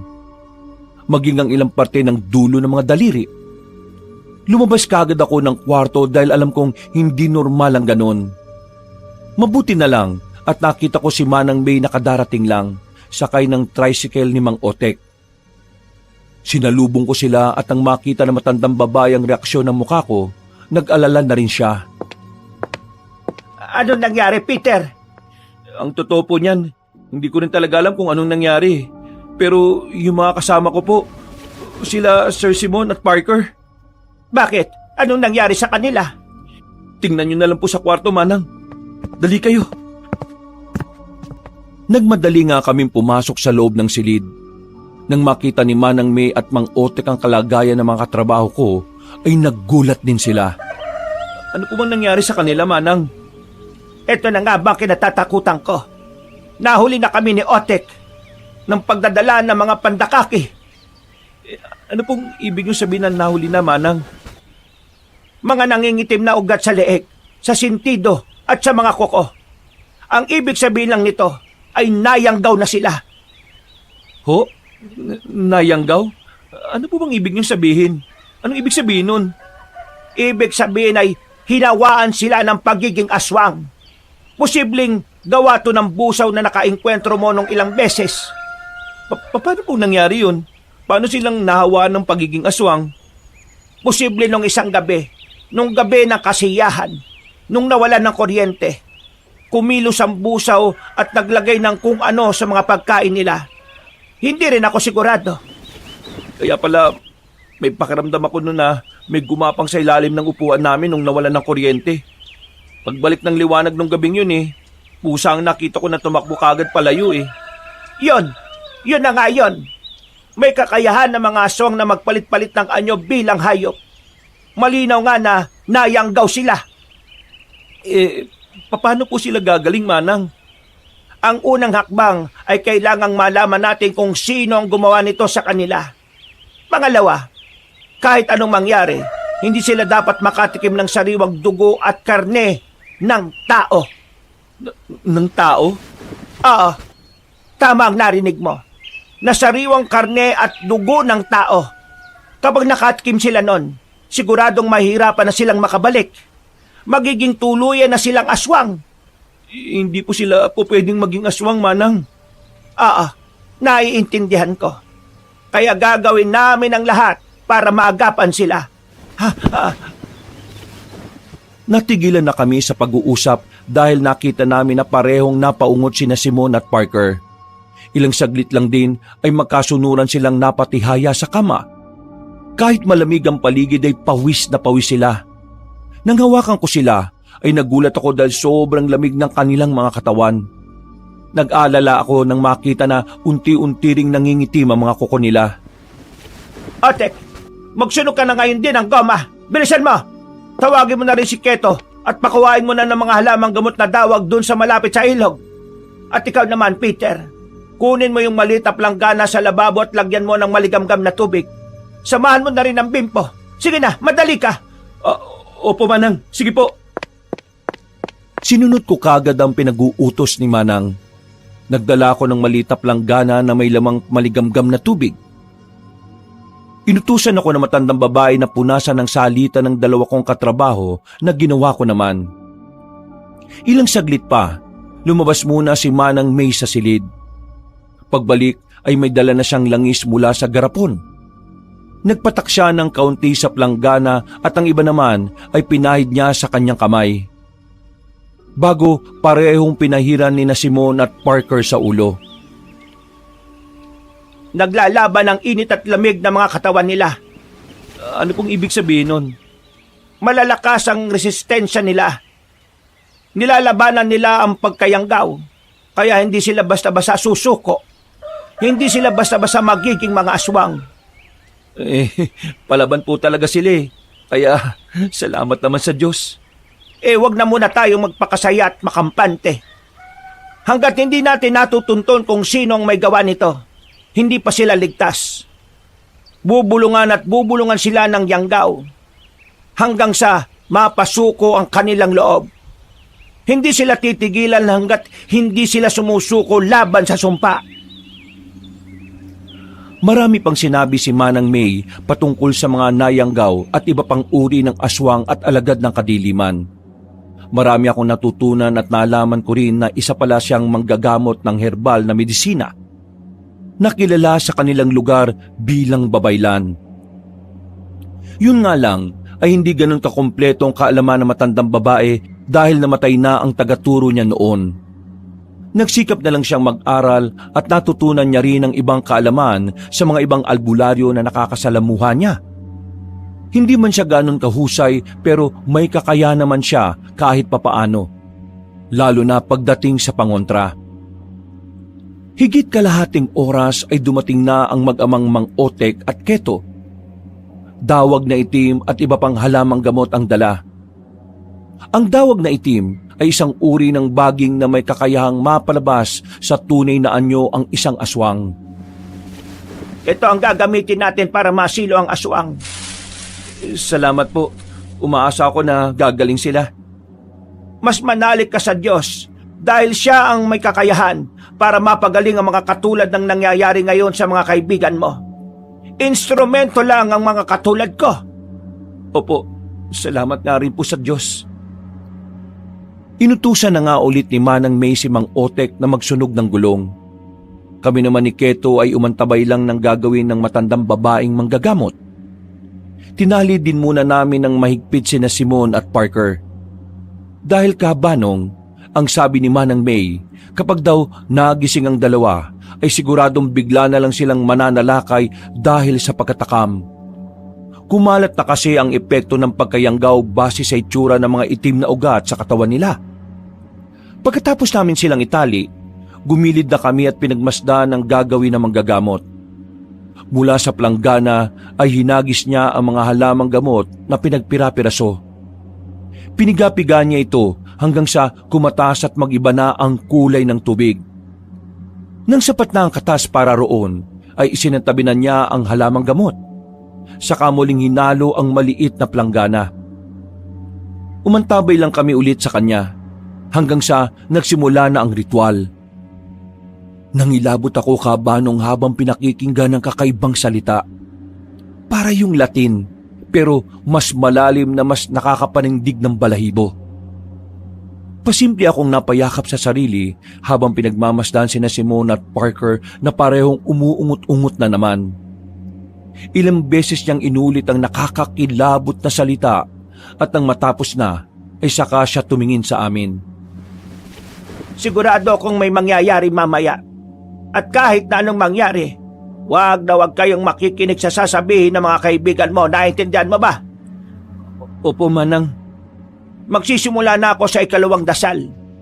Magdasal na lang din kayo ng sarili nyo at manatiling nakaantabay. Pagtango namin ni Keto ay kumuha ng lampara matandang babaeng manggagamot. Pagkatapos ay nagsimula na siya ulit sa ritual. Uyog sang gabi, ibulgar ang nagtagot, sang dugo nga nagtubo, ipakita ang nagluwal. Pagkatapos ay Sinindihan niya ang nasabing lampara at pinatong sa ibabaw ng maliit na planggana. Gulat na gulat ako, Kabanong, dahil habang kumikislap ang apoy ay unti-unting lumabo ang tubig hanggang sa mangitim ito. Napatingin kami roon ni Keto at ganun na lang ang gulat namin dahil may imahe kaming nakita. Parang mukha ng babae. Morena, mahaba ang buhok. Maganda pero may mga matang mapupula. Pamilyar sa akin ang babae kaya napabaling ang atensyon ko kay Manang May. Kilala ko po yung babaeng yan, Manang. Siya yung naroon sa kasiyanong first night namin dito. Oo, si Lerma. Opo, siya nga po. Yung sinabi niyong babae na mabait at tahimik.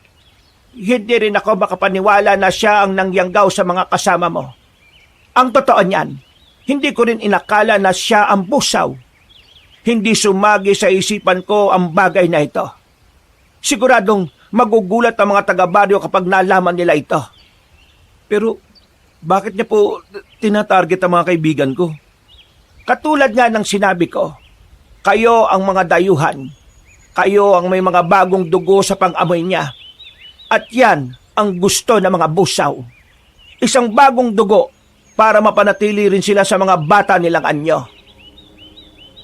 Naputol na kami sa pag-uusap dahil biglang napamulagat sina Simon at Parker. Natakot ako dahil matindi na ang pamumula ng mga mata nila na para silang may mga sore eyes. Tumitig sila sa amin na parang gulat na gulat. Lalo na nang maabutan ng mga sarili nila na nakatali ng mahigpit. Ano ibig sabihin nito, Peter, ha?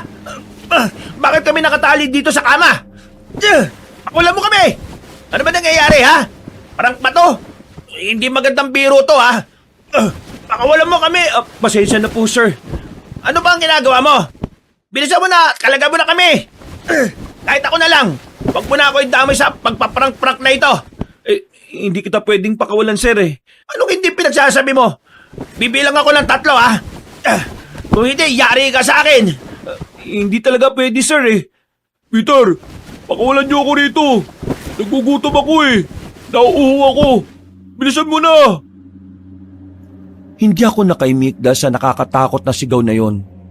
Nang mapabaling kami kay Parker ay tila napupuno na ng itim na ugat ang kanyang muka. Naglalaway na rin siya habang pilit na kumakawala sa matinding pagkakatali. Ganun na rin ang ginawa ni Simon. Pareho silang nagsisisigaw at nakikiusap sa akin, Kabanong, para pakawalan ko sila. Sa kabilang banda ay naawa ko sa kalagayan nila pero natatakot din ako ng husto. Pinigilan naman ako ni Keto at tinuwakat sa magkabilang balikat. Huwag kang lalapit sa kanila, kundi sasakmalin kanila at sigurado akong mamamatay ka. Gumilid lang kayo at magdasal. Ako na munang bahala sa kanila. May kinuha si Manang May na may kalakihang garapon. Ang laman nito ay pinaghalong abo at buhanging itim. Dumukot siya ng kaunti at tinagisan sina Simon at Parker. Nagsisisigaw ang mga yon habang nagwawala ng gusto. Kung ano-ano rin ang murang lumalabas sa mga bibig nila. Galit na galit sila at kung ano-ano na ang mga sinasabi. Walang iya ka, matanda ka!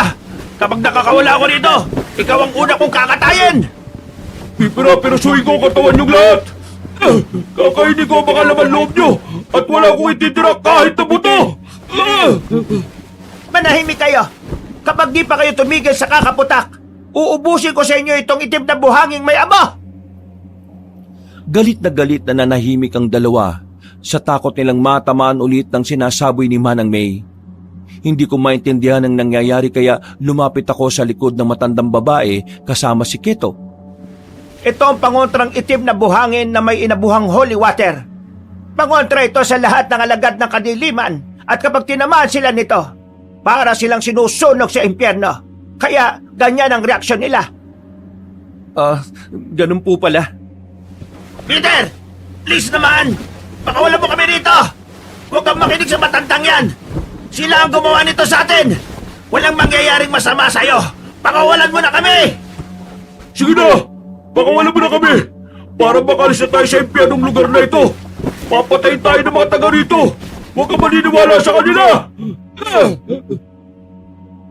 Hindi kaagad ako makapagsalita dahil ang totoo ay hindi ko na rin talaga alam kung sino ang paniniwalaan. Naisip ko kasi kabanong na posibleng tama ang sinasabi ni na Simon at Parker. Pero sa huli ay mas nangibabaw pa rin ang paninindigan ko. Gusto ko talagang mailigtas sa mga kasama ko at makauwi kami pare-pareho ng ligtas. Pasensya na, Sir Simon. Paring Parker, kailangan ko tong gawin para maibalik kayo sa dati. Nagwala nga sila Simon at Parker dahil sa sinabi kong yon. Galit na galit sila at kung ano-anong mura na naman ang kanilang pinagsasasabi. Dahil dito ay inakay na ako ni Keto palabas ng silid. At pagkatapos ay muli silang sinabuyan ni Manang May ng itim na buhanging may abo. Sa unang pagkakataon, dito lang ako nakarinig kabanong ng tinig na nagsusumigaw ng mga demonyo. Parang napoposes sila Simon at Parker. Pero kalaunan ay tumalima rin sila pagkalaon. Nanahimik ang silid at saka lumabas doon si Manang May dala ang garapon. Kumusta na po sila, Manang? Nakatulog na ulit sila. Siguradong gabi na sila magigising. Kaya bago mangyari yon, ay dapat may gawin na tayo. Ano pong gagawin natin, Manang? Nag-aalala ako para sa kanilang dalawa. Paano po kung mahuli na tayo? Huwag kang mag-alala dahil may oras pa. Hindi pa ganap ang sumpa sa kanila. Katulad ng sinabi ko kanina, malalakas din ang pakikipaglaban ng resistensya nila sa sumpa. Pero hindi nga rin dapat magpakampante. Kailangan nating mahanap si Lerma bago tuluyang magdilim at lumalim ang gabi, kung saan mas malakas ang puwersa ng kaaway. Pagkatapos ng pag-uusap namin yon, kabanong, ay saka pumasok si Mang Otek. Dito na nga sinabi ni Manang May ang tungkol sa pagiging aswang ni Lerma. Dali-daling umalis ang Ginoo para ipamalita sa mga taga-baryo ang tungkol dito, upang makiisi sila sa paghahanap kay Lerma. Bukod doon ay muli kaming nag-usap na matandang babaeng manggagamot. Peter, makinig ka sa sasabihin ko. Sigurado akong sa mga oras na ito, nararamdaman na rin ni Lerma ang epekto ng ginawa ko sa mga kaibigan mo. Magkukubli siya at magtatago ng ilang araw. At sa mga araw na yon, siguradong manghihina na ang katawang lupa ng mga kaibigan mo. Kung di sila mamamatay, kakawala sila hanggang sa makatikim ng sariwang dugo at karne ng tao. Ano pong dapat nating gawin? Sabihin niyo lang po, Manang. Kailangan mong hanapin si Lerma. Naniniwala ko na meron kayong koneksyon. Sa ilang araw na pagsunod niya sa iyo, may lubid na hindi nakikitang magkokonekta sa inyong dalawa. Ito ang gagamitin natin para mahanap mo siya at ikaw din ang magiging susi para makabalik sa dati ang mga kaibigan mo. Sige po, gagawin ko po ang sinasabi niyo. Kahit natatakot ako at alam kong delikado. Huwag ka mag-alala dahil sasamahan ka ni Keto. Kami naman ni Otek ang bahala rito sa mga kaibigan mo. Sigurado rin ako na tutulong ang mga taga-baryo dahil likas na sa amin ang tumutulong sa mga katulad ninyo. Hindi kami papayag na masira ang imahe namin dahil sa isang busaw. Sige po, maraming salamat po. Sumunod ka sa akin sa bodega. Halika. Habang binabantayan ni Keto ang silid kung saan naroroon sina Simon at Parker, nagtungo na nga kami sa bodega. Mula sa lumang kahon ay meron kinuha si Manang May na isang maliit na panyong meron daw orasyon. At sa loob nito ay merong lumang kutsilyo na nangingintab sa pagkatansok. Hindi basta-basta nasusugatan ang mga busaw. Pero dahil galing sa sinaunang babayla ng kutsilyo natin, may bahay dito ng orasyon at siguradong magiging ordinaryo lang ang balat ng aswang na yon kapag ito ang ginamit mo. Habang ginagawa namin ng paraan dito ang kaibigan mo na hindi malukob ng sumpa, dapat mapatay mo si Lerma sa lalong madaling panahon.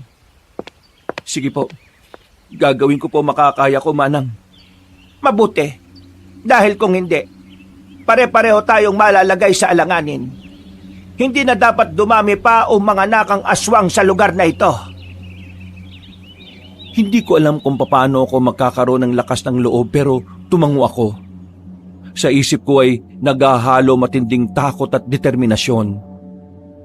Tinatanim ko na lang sa puso ko na hindi ko kayang pabayaan sina Simone at Parker, kaya dapat kong gawin ang delikadong bagay na ito.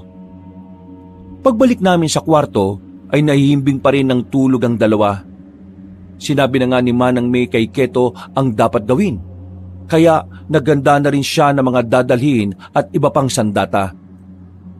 Kumpiyansa din naman ako dahil sa laki ng pangangatawan ni Keto. Sanay din siya sa laban lalo na nang nalaman ko mula kay Mang Otek na minsan siyang nakipagpambuno noon sa galit na kalabaw. Napatay niya ang kalabaw na walang gamit na kahit na anong patalim. Talagang lakas sa lakas lang ang tunggalian nila.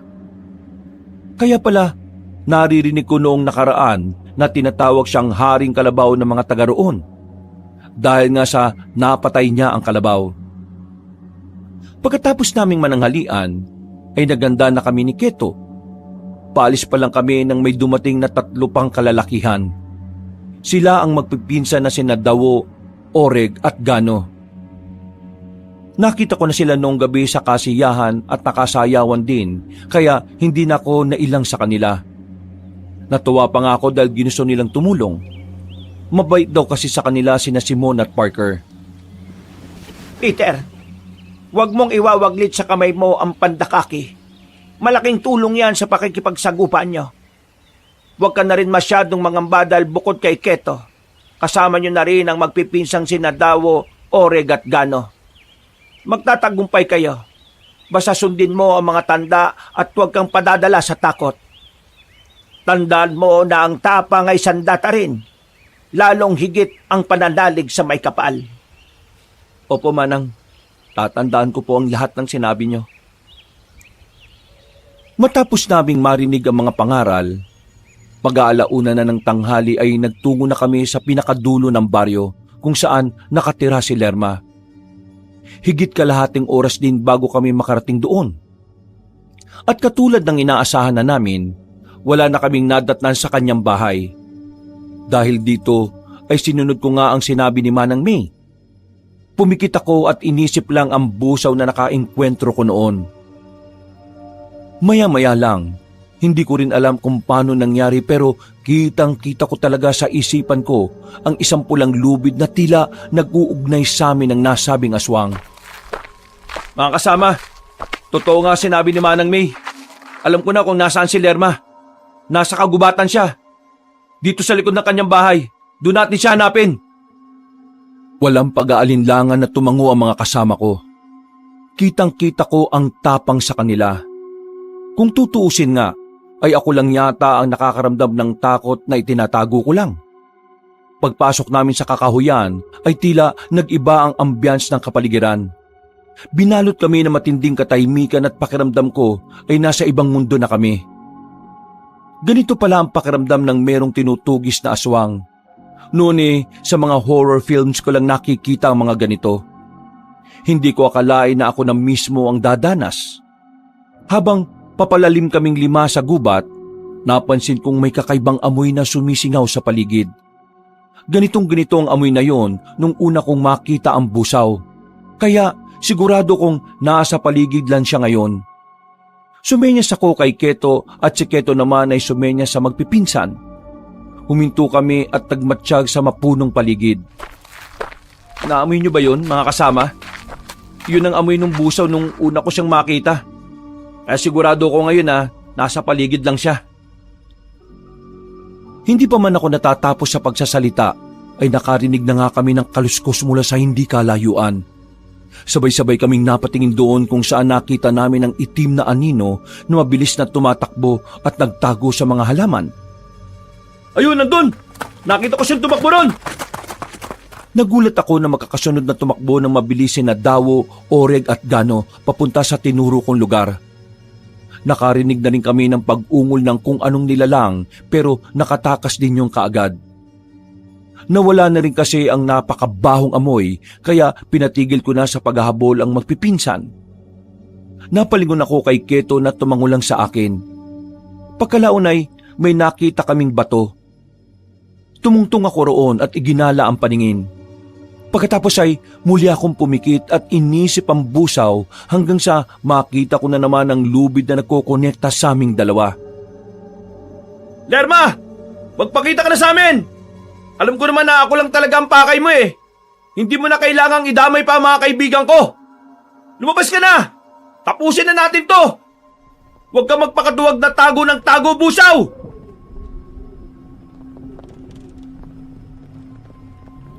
Wala akong narinig na tugon, kundi ang malamig na samyo ng hangin na dumampi sa aming mga katawan. Dahil dito ay bumaba na ako sa batong yon at nagpatuloy sa paghahanap.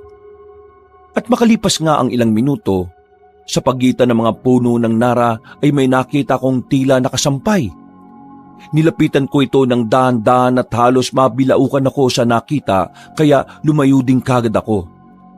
Natutop namin ang aming mga bibig habang pinagmamasdan ng natutuyong balat ng tao na nakabitin sa sanga. Marami yon at ang ilan ay tila basa pa sa dugo na parang bagong hubad mula sa katawan.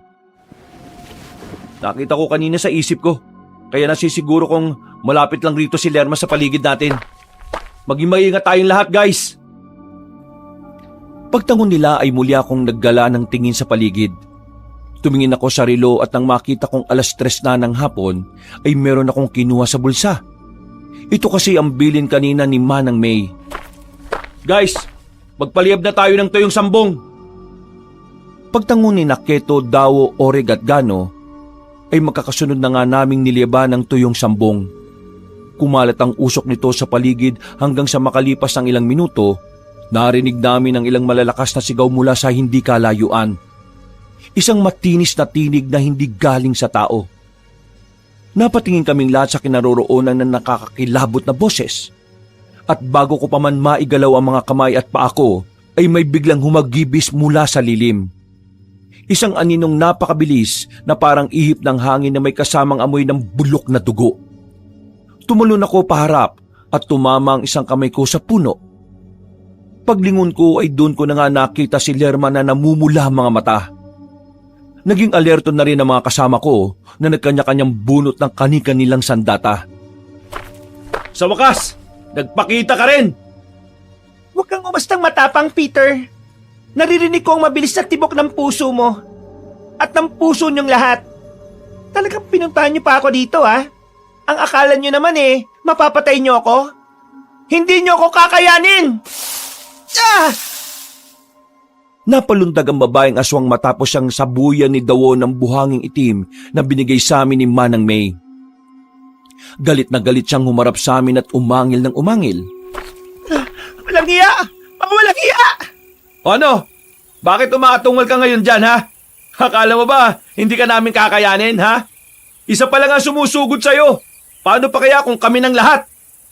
Mayabang ka! Nagkamali ako ng pagpili sa'yo. Katulad ka rin pala ng mga kaibigan mong may ingay at madadaldal.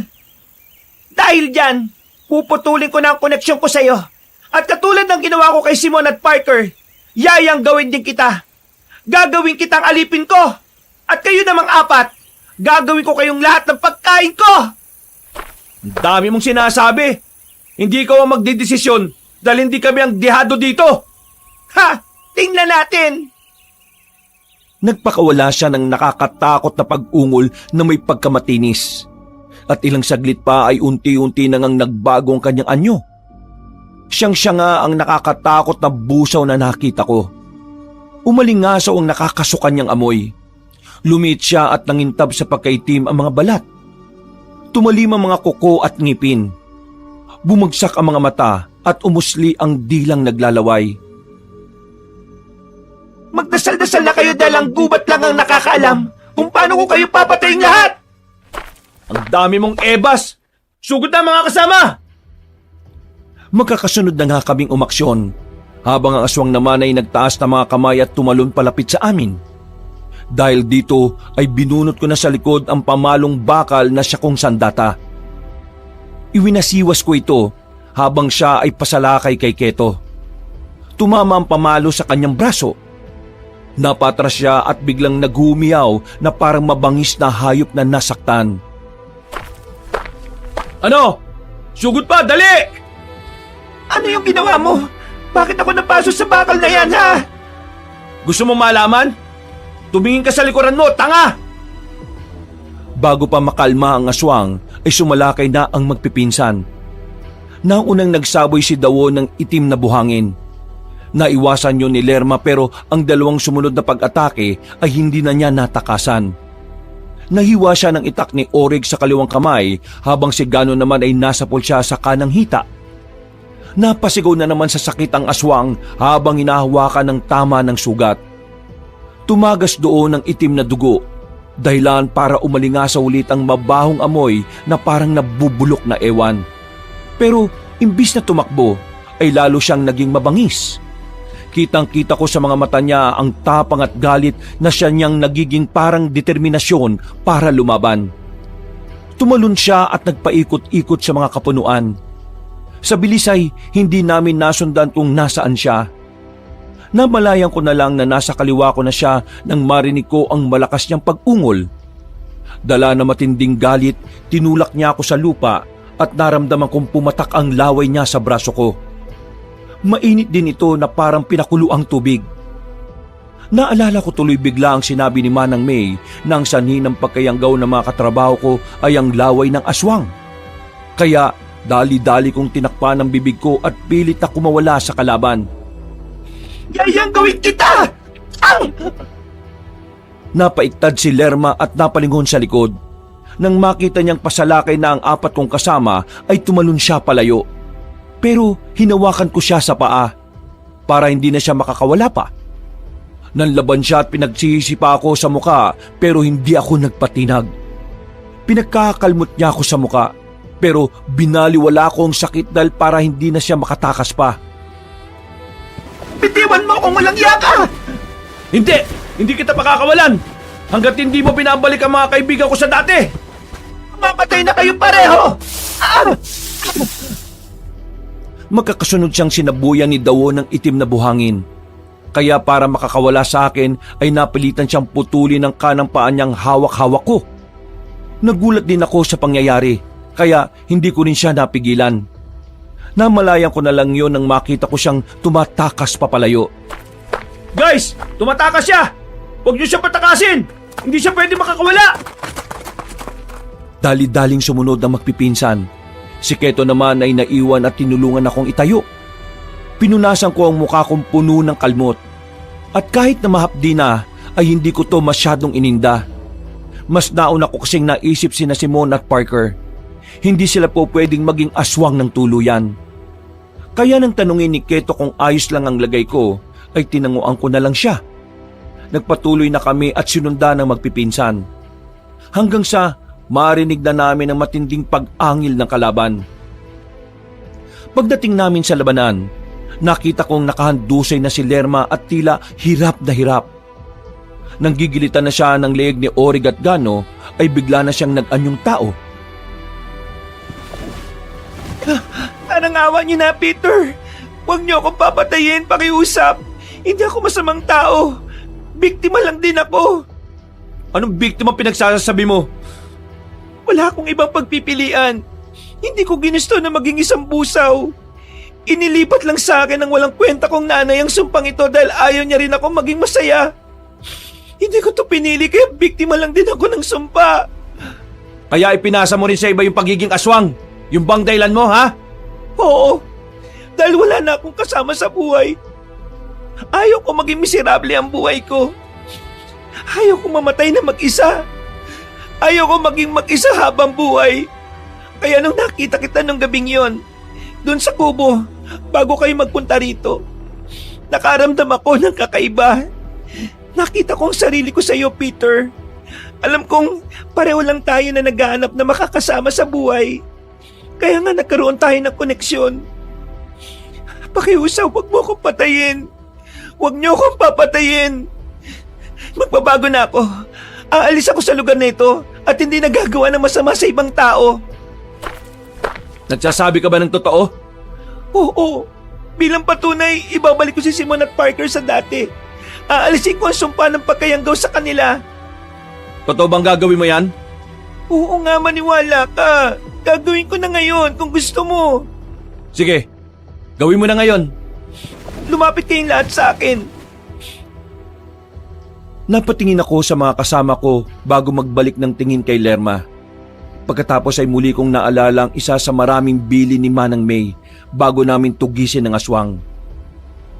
Katulad ng ginawa ni na Simon at Parker kanina, kapag nasilo nyo na ang buso na si Lerma, gagawa siya ng paraan para mapaniwala kayo sa pandaraya niya. At kapag sa tingin niya ay mapapaniwala na niya kayo, saka siya aatake para mapatay kayong lahat. Kaya kahit anong sabihin ng halimaw na yon, ay wag na wag niyo siyang paniniwalaan. Kailanman ay hindi nagsasabi ng totoo ang alagad ng kadiliman. Nang maalala ko mga yon kabanong ay marahan akong lumapit kay Lerma.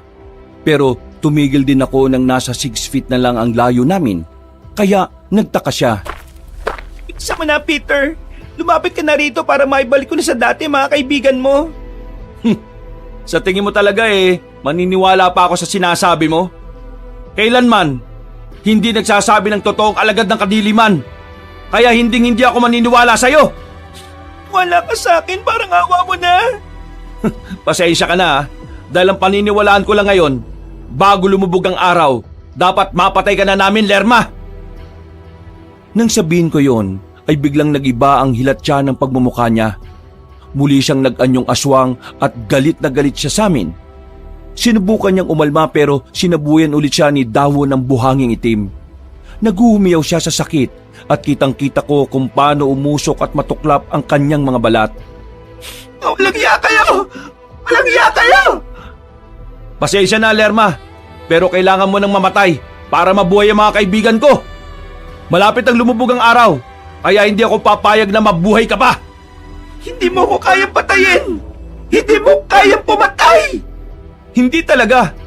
Kaya ako nga sinama rito magpipinsang Dawo, Orig at Gano Sila ang mga taong kaya kang patayin dahil malaki ang atraso mo sa kanila. Palitang pinagmasdan ni Lerma ang magpipinsan hanggang sa mamukhaan niya ang mga ito. Kanina kasi habang papunta kami sa gubat, nakwento ng tatlo na ang busaw din ang dahilan kung bakit namatay ang mga mahal nila sa buhay. Natatandaan pa na kayo. Kayo yung anak ng mga taong yon na mas pinilang tapusin ang mga sarili nila kaysa maging mga alagad ko. Muling nagsaboy si Dawo ng buhanging itim. Sinundan naman ito ng pag-itak ni na Orig at Gano. Kami ni Keto ay pinagmasdan lang ang halimaw na pilit kumakawala sa magpipinsan. Nakakawala pa nga siya, pero nang subukan niya uling tumakas ay muli siyang natamaan ng buhanging itim. Umusok ang bahagi ng kanyang muka, pero pinipilit niya pa rin makalayo sa amin. Pagkakapit niya sa puno ay nabali ang sanga nito. Nahulog siya at tumama ang hita sa matulis na bagay. Tagos yun sa kanyang hita, kaya naghuhumiyaw siya ng husto na parang bata. Huwag kayo lalapit! Hindi niyo ako mapapatay! Hindi ako mamamatay dito! Papalik ako kayo kapag nakatakas ako! Napunit ang hita niya matapos sipain ni Orig. Pero kahit putol na ang isang paa, ay sinikap niya pa rin tumakas. Yun nga lang ay hindi talaga siya tinigilan na magpipinsan. Ramdam na ramdam ko ang galit ng tatlo dahil sa nangyari sa mga mahal nila sa buhay. Sa kabilang banda, hindi ko rin alam kung bakit para akong nahahabag kay Lerma. Tama rin naman ang sinabi niya kanina na biktima lang din siya ng sumpa ng kanyang mga magulang. Tama na! Tigilan niyo na ako! Napapikit ako dahil hindi ito ang ini-expect kong laban. Sa mga horror films na napapanood ko kabanong, hindi ka maawa sa mga aswang o anumang alagad ng kadiliman. Pero sa pag-iyak ni Lerma, para na akong nahahabag talaga. Hindi ko alam kung deserve niya ba itong nangyayari ngayon sa kanya. Napabuntong hininga na lang ako at ang mapansin ni Keto ay tinapik-tapik niya ako sa balikat. Sinabi niya na rin na hindi talaga dapat kaawaan ng isang aswang o kahit na anong alagad ng kadiliman. Yoko! Pero sa huli ay walang nagawa si Lerma dahil marami na rin ang dugong nasayang sa kanya. Tuluyan na siyang nanghina at bumalik sa pagiging anyong tao. Hinayaan na namin siyang gumapang hanggang sa sinundan na lang siya ni Gano. at saka siya sinaksak sa likuran gamit ang itak. Isang nakakakilabot na pag-atungal ang umalingaw-ngaw sa buong kagubatan. Pasado 5:30 ng hapon at sa pagtatapos ng laban ay biglang kumulog. Ang langit ay tila nagdilim hanggang sa makita kong tila naghingalo pa rin si Lerma. Nagpupumilit pa rin siyang isalba ang sarili mula sa nalalapit niyang kamatayan. Dahan-dahan akong lumapit at inilabas ang panyong may orasyon. Mula roon ay kinuha ko ang kutsilyong nangingintab sa pagkatanso. Nang makita to ni Lerma, ay kitang-kita sa mga mata niya ang matinding takot. Nagpupumilit pa rin siya kahit habol hininga na. Umupo ako na hindi sumasayad sa lupa ang puwet. Pagkatapos, hinawakan ko ng mahigpit ang kutsilyo. Hindi ba sinabi mo sa amin na ayaw mo na maging malungkot, Lerma? At ito yung dahilan mo kaya ka nangyayanggaw ng ibang tao? Totoo na biktima ka ng sumpa ng mga magulang mo. Pero meron kang choice eh. Naging maganda ang pakikitungo sa iyo ng mga taga-baryo. Kahit ilang araw pa lang ako sa lugar na to, ramdam ko na yon dahil napakabait nilang lahat makitungo. Marunong sila makibagay. Ganun na lang din sana ang ginawa mo, Lerma. Pinakitunguhan mo na lang sana ang lahat ng maayos. Kahit yung mga katulad naming na destino lang dito dahil sa trabaho. Totoong naaawa ako sa nakikita ko ngayon sa'yo. Pero dahil sa mas pinili mong maging masama, eto na yung hustisya na yon. Paalam na sa'yo, Lerma.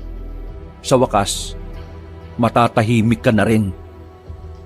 Nakita ko ang sinserong pagpatak ng mga luha niya na iba kumpara kanina sa malakas niyang pagpalahaw. Itinihaya ko siya at dahan-dahang itinarak sa kanyang puso ang tansong kutsilyo. Muling kumulog at sinundan din ng pakidlat hanggang sa tuluyan na siyang malagutan ng hininga. Ilang saglit pa ay nakita namin na tila nalulusaw na ang kanyang katawan hanggang sa maging abo. Napaupo na lang ako ng tuluyang maglaho sa hangin ng pagkatao ni Lerma. Hindi ko talaga alam kung maiiyak ako o hindi. Pero isa lang ang naisip ko, natapos na ang lahat at ligtas na ang buhay ng mga katrabaho at kaibigan ko. Bago pa lumubog ang araw ay bumalik na kami sa baryo. Pagdating sa tinutuluyan naming bahay ay naabutan ko na roon ng ilang mga taga-baryo. Sinalubong kami ni Mang Otek na nakangiti kaya tumakbo na ako kagad sa loob ng kwarto. Nagawa niyo, Peter! Salamat sa Diyos! Salamat talaga sa Diyos. Salamat din kay Keto at lalo na doon sa magpipinsan. Sa wakas, matatahimik na rin ang baryo. Ang totoo niyan naging daan din kayo para tuluyang matahimik ang baryo. Salamat din sa iyo. Salamat din po sa pag-aalaga kay Sir Simon at Parker. Kumusta na po sila? Ano ba nangyari? Bakit kami nakatali? Ano to? Bakit may ganito? Teka, bakit parang namamalat yung boses ko? Ang sakit na lalamunan ko para akong sumigaw na sumigaw ah. Ako rin. Oy, Peter, pakawala mo nga kami rito. Banda ka sa amin talaga. Napangiti na lang ako nang makitang ayos na ang aking mga kaibigan. Makalipas ang ilang araw, nagpasya na lang din ako na hindi na ikwento sa dalawa ang nangyari sa kanila. Kahit hanggang sa ngayon, kabanong, hindi pa rin nila alam ang tungkol sa pakayanggaw nila. Bago kami umalis sa baryo kung saan kami nadistino, muling nagpakain ng mga taga roon. Tuwang-tuwa kami dahil pakiramdam ko ay taga rito lang din kami. Ibang-iba talaga ang pakikitungo nila na para lang kaming kapamilya. Pagbalik namin sa Metro Manila, marami ang nagbago sa akin. Mas lumalim ang pagtingin ko sa mundong mahiwaga. Mas naging mature din ako at marami akong natutunan sa pagkadestino namin sa isang liblib na baryo ng Leyte. Marami man tayong karanasan na mapapait, hindi to pwedeng maging dahilan para iparanas natin sa iba ang ating naranasan. May kanya-kanya tayong pinagdaraanan sa buhay pero ang importante sa lahat ay kung paano natin to haharapin nang hindi nakakatapak ng ibang tao at wala tayong nasasaktan o nadadamay. Higit sa lahat, palagi nating isipin na hindi tayo pinababayaan ng Diyos na manlilika. Sa anumang pagsubok ng buhay, Siya ang magsisilbi nating gabay, basta matuto lang tayong manalig at manampalataya sa Kanya. Mga kabangers, mga kayanggaw, kabanong po, maraming salamat po at naway nagustuhan niyo po yung kwento natin ngayong araw na ito Pero kung nabitin po kayo, pwede rin po kayong dumalo sa iba nating mga channel. Yung isa po yung Pamela Clamil channel. Ako rin po nagnanarate doon on minsan bilang si Lolo Pael. At sana bisitahin nyo rin po yung bago-bago nating channel, yung Kabanong version 2.0. Nako, napakaganda po ng video natin doon at sa mga susunod na isasalang natin. Bakit kanyo? Kasi yung video doon may mga images na rin po na gumagalaw. At bukod sa images na gumagalaw, meron din na po itong music and effects. Kaya pwede na kayong nanonood o pwede rin kayong nakikinig or pwedeng both. Di ba? Ang ganda po. Kaya kung magugustuhan nyo rin po yung mga ibang channel natin na yon, wag nyo pong kakalimutan na mag-subscribe At syempre, mag-iwan na rin po kayo ng comment at pindutin nyo na rin po yung like button. At para hindi na kayo mahirapang maghanap, ilalagay na po namin sa description or pin comment po yung mga link ng mga channels na ito. Hanggang sa susunod na mga kwento, wakas!